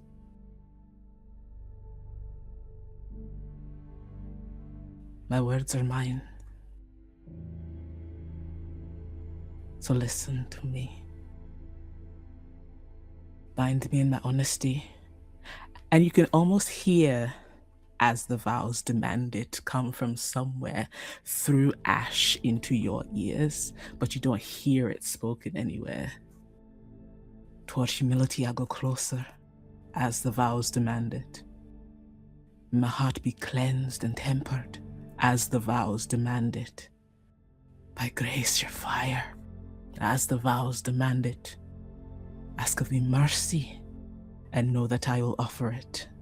Ask of me charity, and know that I will offer it. Ask of me devotion, and know that I will offer it, until I am naught but the ashes of a man once known, naught but the ash of a man once known. A long time ago, I was meant to be bound. A binding. I wonder if it would have felt like that. But that is a story for another time. I am grateful. Thank you, Ash. He smiles and lets your hands go. Let's check in on the move. What conditions or aspects are we doing here? The gift element that Calyxe was alluding to, I was hoping to sort of reverse thief in that I was giving something back. That's good. Yeah, that's good. Yeah, I like it. Yeah. I'm trying to, in reinforcing some of the nameless, and in Ash knowing himself, is to release him from questioning. Perfect. Yeah, I like it. Good. Yeah, very good. Fantastic. You also both get to create a clue, either for the Whitewood or for the Branch Torn Knight. I do want to check in with the other group and talk about that clue. Like, what do we think we found in that scene? I wonder if it's some sort of like portent, something that we found in the Mouldering Court that we're going to see repeated in the Whitewood or the. Yeah. So, and I wonder whether, because there's a knight involved in the, is it the Branchwood Knight? Sorry, the Branch Torn Knight. Branch Torn Knight. I wonder if there's something that we can find that's connected to that mystery. That makes more sense. Maybe there was a Rose Knight who like maybe played the game and who maybe actually like won or something. I don't know. Like, you know. Well, I mean, is it too much to say that lance made of bramble? There was a bramble knight, and that is in some way connected. Maybe the knight was the challenger who lost that fight in the Mouldering Court. Oh, interesting. Oh, okay. Like reapplying that clue to, or yeah, kind of using the basis of that clue, the clue that there was a thorn lance, that perhaps there was that was left by the Bramble Knight who went off to fight this other knight or challenge the other knight. Yeah, I kind of. I like it. Yeah, like yeah. Something about what was being said in our fellows conversation kind of made me think about, like, maybe it's to do with knowing yourself, you know, like the rose, that's like the Rose Court had like knights of rose and thorn, and and that was who they sent, those who represented like the essence of who they were. Oh, I see. Yeah, it's this idea of like to be worthy to face the branch torn knight. There's an element of like self-awareness or something like that. Like, Yeah. you know, that's interesting. Oh, I kind of like that. That's pretty good. It fits the scene really well too. So, yeah. Okay. Well, it would be like we don't want it to answer the question all by Oh, itself. right, So yeah. we would say like the knowledge of self-awareness or something like that, right? Yeah. Knowledge of self is like part of it, but not. Yeah, the exactly entirety. right. Yeah, Okay. yeah. I also want to check in on the other group. I know you haven't had as much time to think about it, but do you have any thoughts on what your clue might be for either of the mysteries? I think it could be something for the Whitewood, in the sort of reminiscence, and again in that sort of like knowing yourself. What we were talking about is stepping in places otherwise inaccessible, and I think it's a sense of knowing the way by knowing yourself. And I It's a feel similar like thing. It's a nice, again, it's a nice echo. Yeah. but that could help sort of lead up to knowing the way by knowing thyself, and that's maybe how the Silver Cut Company finds its way to the lodge every night and makes its way down, seemingly I with. mean, I kind of like it, but if Wren has any other thoughts, yeah, I mean, I think it's great. No, I was thinking along a similar vein, so it works fine. Fantastic. Okay, those are clues sorted then. So, yeah, I kind of like leaving on these two like emotional, intimate scenes. Feels like a good place to stop, even if I didn't have to run a little early. So, for viewers, we got a late start. That's not just me prioritizing my time over everyone. So, let's go to the end of session if that's okay. All right, I'm gonna go in reverse order today. Fenwyn, did you roll with Cinder today? Yeah. You did, Well, yeah, well, for make mid-camp. Yep. Yeah. Did you demonstrate your amazing physical talents to someone else's wonder and astonishment? I don't know if they were amazing physical talents, but they were definitely like unexpected physical talents. So I'm not Which one are you referring to? knowing the form for the dance. Oh, what did you think of that, Theia? Look, was I wondered and astonished? The others would have been. You wouldn't. Theia was impressed. She admitted that much. Maybe that rises to the level of equivalent wonderment and astonishment. You can go ahead and mark it. Did you Probably the relate a best you can get situation? from her. Did you relate a situation to the story of the mouse in the tower? I did not. All right, you got 2 XP. Let's go to Calyxe of the Verdant Crucible. Calyxe, did you roll Cinder? I did roll Cinder, and I fucked it, but I did roll Cinder. That's right, yeah, same thing. Did you give cold comfort to the suffering? I put Mercer's innards back in. I don't know if he was really suffering though. Yeah, I would even say Sister Isha, because you were like, oh, look at your cool. Oh branch yes. ribs.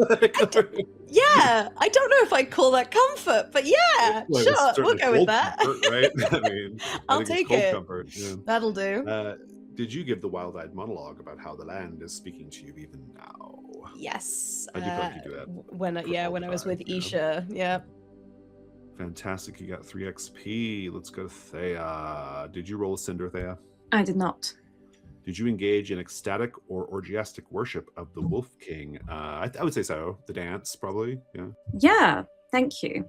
Yeah. I was gonna say we faded to black, but yes. Or it would be,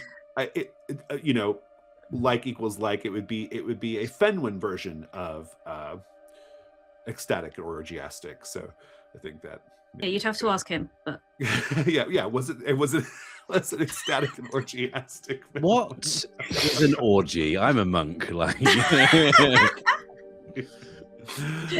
was great. We're doing everything in relative terms tonight. So, okay, good. Mark an XP there. Did you perform publicly or intimately in a way that shifted the balance of power? I was trying to in sort of flirting and fawning with Lady Verdant. Lady Verdant, yeah. To get her to give information. Yeah. I think Lady Verdant was like, I think she was real down if you like decided you wanted to hook up with her. I think she would have been okay with that. Okay, great. That's 3 XP. Ash. Did you roll a Cinder? I did not. Did you hear the echo of the Legion in your deeds or words? Yes, you did. Yes. Did you glimpse the person you once were or the name you might yet take? Yes. It would have been no, but just yeah. Yeah. Fantastic. You got 2 XP. I think we have. Do we have any fires stoked today? I stoked one. Fantastic. So if it's an old fire, be sure to be ready to do that at the top of next session. Otherwise, I think we are good to go. We can go to Stars and Wishes. So whoever wants to kick off, please do. Oh, immediately. Matt and Michelle, yes! That was so beautiful. And it turned on a dime. This is how you do PC romances in actual play, in my humble opinion. I think it was just so well played. It was just gorgeous. And yeah, had me rooting for it the whole time that was happening. It was lovely. I do question whether or not Michelle now has what the rot thing that. No, I know. I should give Theia the bloom rot. I think that feels fair. I mean, I don't have it anymore. Oh, you cleared it. Thank God. Good to know. The real question that we would probably leave off camera is where the bloom rot was at. They're like key. This is it. This is everything. Yeah, these are the questions that we wanted to know. No, I thought the answer to the Mouldering Court, like you guys bounced off one another, was absolutely brilliant. The ideation of it being Fae and then two like additional partners and then falling in love, it just echoed what you guys then went off and did. I don't know, it was kind of perfect in terms of how how that could have wrapped up. So like 10 out of 10. Well done to both of you for that. Wren, the oath that you read as you were holding, like had that moment with Calyxe, I found that particularly engaging. I love that. But then also the references to like the 200 behind you, just all of a sudden it felt like Ash was suddenly much like heavier as a character and much weightier and more expansive. It's like, yes, this one man and their army. Suddenly it was, you played it really, really well again, and very, very subtly, and I just love it. I'm really excited to see more of Ash in particular. And yeah, just honestly brilliant. Also to Matt, I will say Merrin Wild Goose is a great name. Well done for pulling that out. And the description of carving the tree in twain is phenomenal. Love all of our descriptions from the beginning about the branch torn knight, loving that one succeeded and it was the last. Again, this group knows how to pace. I love it.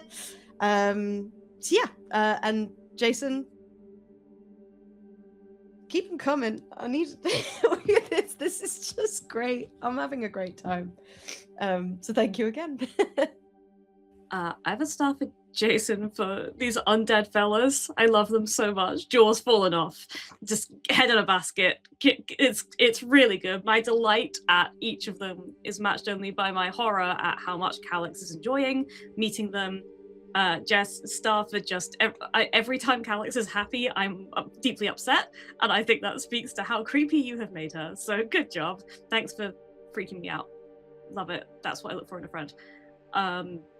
Wren, star for just the way that Ash like feels, it's kind of echoing what Jess said, but like feels the presence of the other knights, and the way you bring that into your performance and like your body language and like even the way that Ash communicated as they kept being referenced again and again was just like so exciting to watch. Like I don't know how much Ash realized that anyone else would know they're there and like seeing that reaction, I just really loved the way you played that. It was really cool. Matt, just yeah, I really enjoyed our scene. It was good stuff. I was about to say nailed it, but then yeah, anyway, I'll stop now. That's it. That'll do. I'll echo all those things. Also, there's something that like me and Jason have talked about on the Lands Remaining pod, and it was like when we first started talking about what this game is, and specifically what the Embers were. I said my worry is I struggle to see how we're going to connect with the humanity of essentially demigods, right? And you know, I'm so pleased to be proven not wrong, because I just couldn't see how it would work. But you all make it look so effortless, and it's kind of easier for me because I'm I'm just a guy, right? But like everyone else, like the depth that you're giving, and like you never just feel like these immortals striding through this land, ready to take on these challenges. I feel for all of you, and that's really testament to the performance and the space that the game gives you. This is going to be like weird because this is going to come out months after this happened, but like very recently there's been a lot of conversations in the Gauntlet Discord about answering a question and accepting a miss on answer a question, and my really only input into that kind of debate is I just fucking love answering a question. I just love that mechanic, and like I really love how it was like, well, I've got a theory, Michelle's got a theory, there's some crossover there, Jess has got something that's no crossover, Wren's got other stuff going on that's kind of maybe a little crossover, but we managed to tie all of it in. Everyone got to contribute to what actually was like, way better than the sum of its A really parts. satisfying answer. A very satisfying answer that tied in context and, themes that have been running through this, because it's all there. You just have to know which threads to pull and what to kind of twist them into. Again, I loved the campfire scenes. Accepting the miss on that would have made that dance slightly less good if a bunch of Queen's Guard turned up and hacked us to pieces.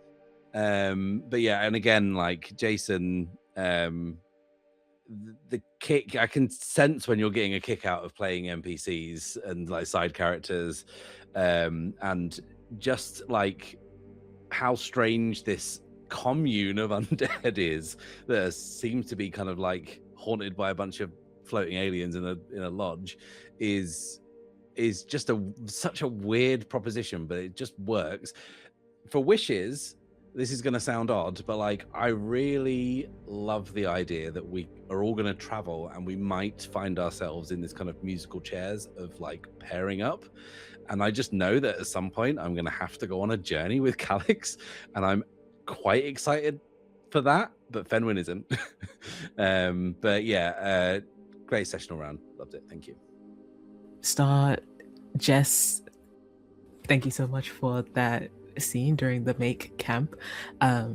Bringing up the name Torlanus and having to have Ash react to that and do a thing I didn't expect him to do, which was lie, which was news to me. I was like, oh, okay. So I'm glad that happened, and just like the interactions that we get to have like with these little pairings is just so interesting.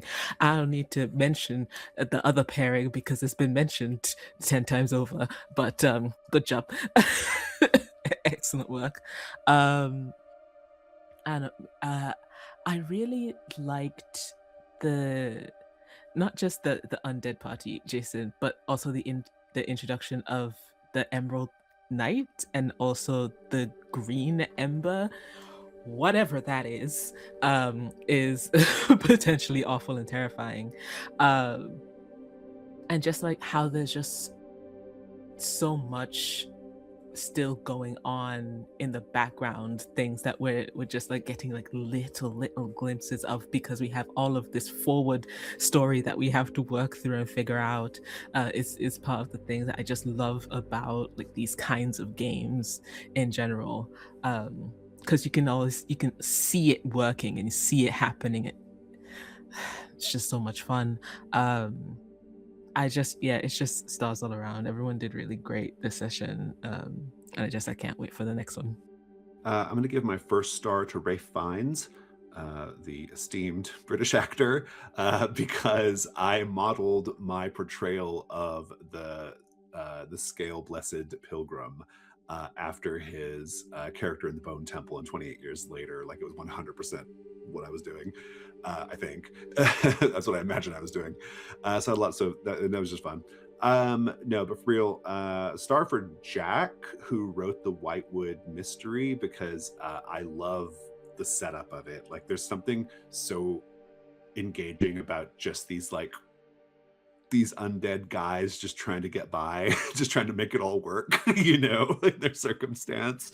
And I also, and a related star is how you all use that paint the scene to kind of really flesh out that scene, right? Like it took, like, what was so great about it was like it took this like kind of core idea of like what's going on, and then the paint the scene really fleshed it out and made it like quite distinct. And so I just really appreciated that. But they were just great characters to play, really fun, and I was able to take a lot of like Jack's words and kind of interpret it into my role play, and that's, you know, what we're trying to do here. So just start for that. Gosh, I love both of the make camp scenes. They were both so good. The vibes were so good. I mean, setting aside Mercer's little camp interlude, the vibe and the tone and the feeling of those two scenes was great. It was just really lovely, and I felt like I learned so much more about the characters, and we got such a different dimension. I had that same thought, Matt, when we were talking about in the podcast about like, where are these characters' humanity going to be found? Because I remember telling you, like, I was like, well, I don't know yet. Like, I'm just hoping it happens. But I think it will. But I don't know. But clearly we've had no trouble with that, right? Like, I mean, all last session was basically just a big social scene, right? You know, like, and now we have this one between the embers, and so no, it was great. I'm loving how that's all going. Like, even 2 sessions now, we haven't done a struggle or a really major combat. Well, that's not true. I guess there was a major combat in the last one, but we haven't done a struggle in 2 sessions. And yes, we know Calyxe the coward got murdered by You spiders. burst me with spiders. How is that not a big thing? But you know, we haven't like done like those real big set pieces, which I really love. Like, we haven't done that in 2 sessions, and it's okay. Like, it still feels like, you know, it's fine. Like, everything else is still working so great. But as a wish, I am excited that we do have essentially 2 struggles just out on the map now for you all to go do whenever you want. Whoever this vine-twined person is out there, and of course the putrescent queen. So just excited to see how those resolve and who resolves it. That'll be really interesting. Yeah, no, overall great session. Really loved it. Big feels. It's cool. That's all I got.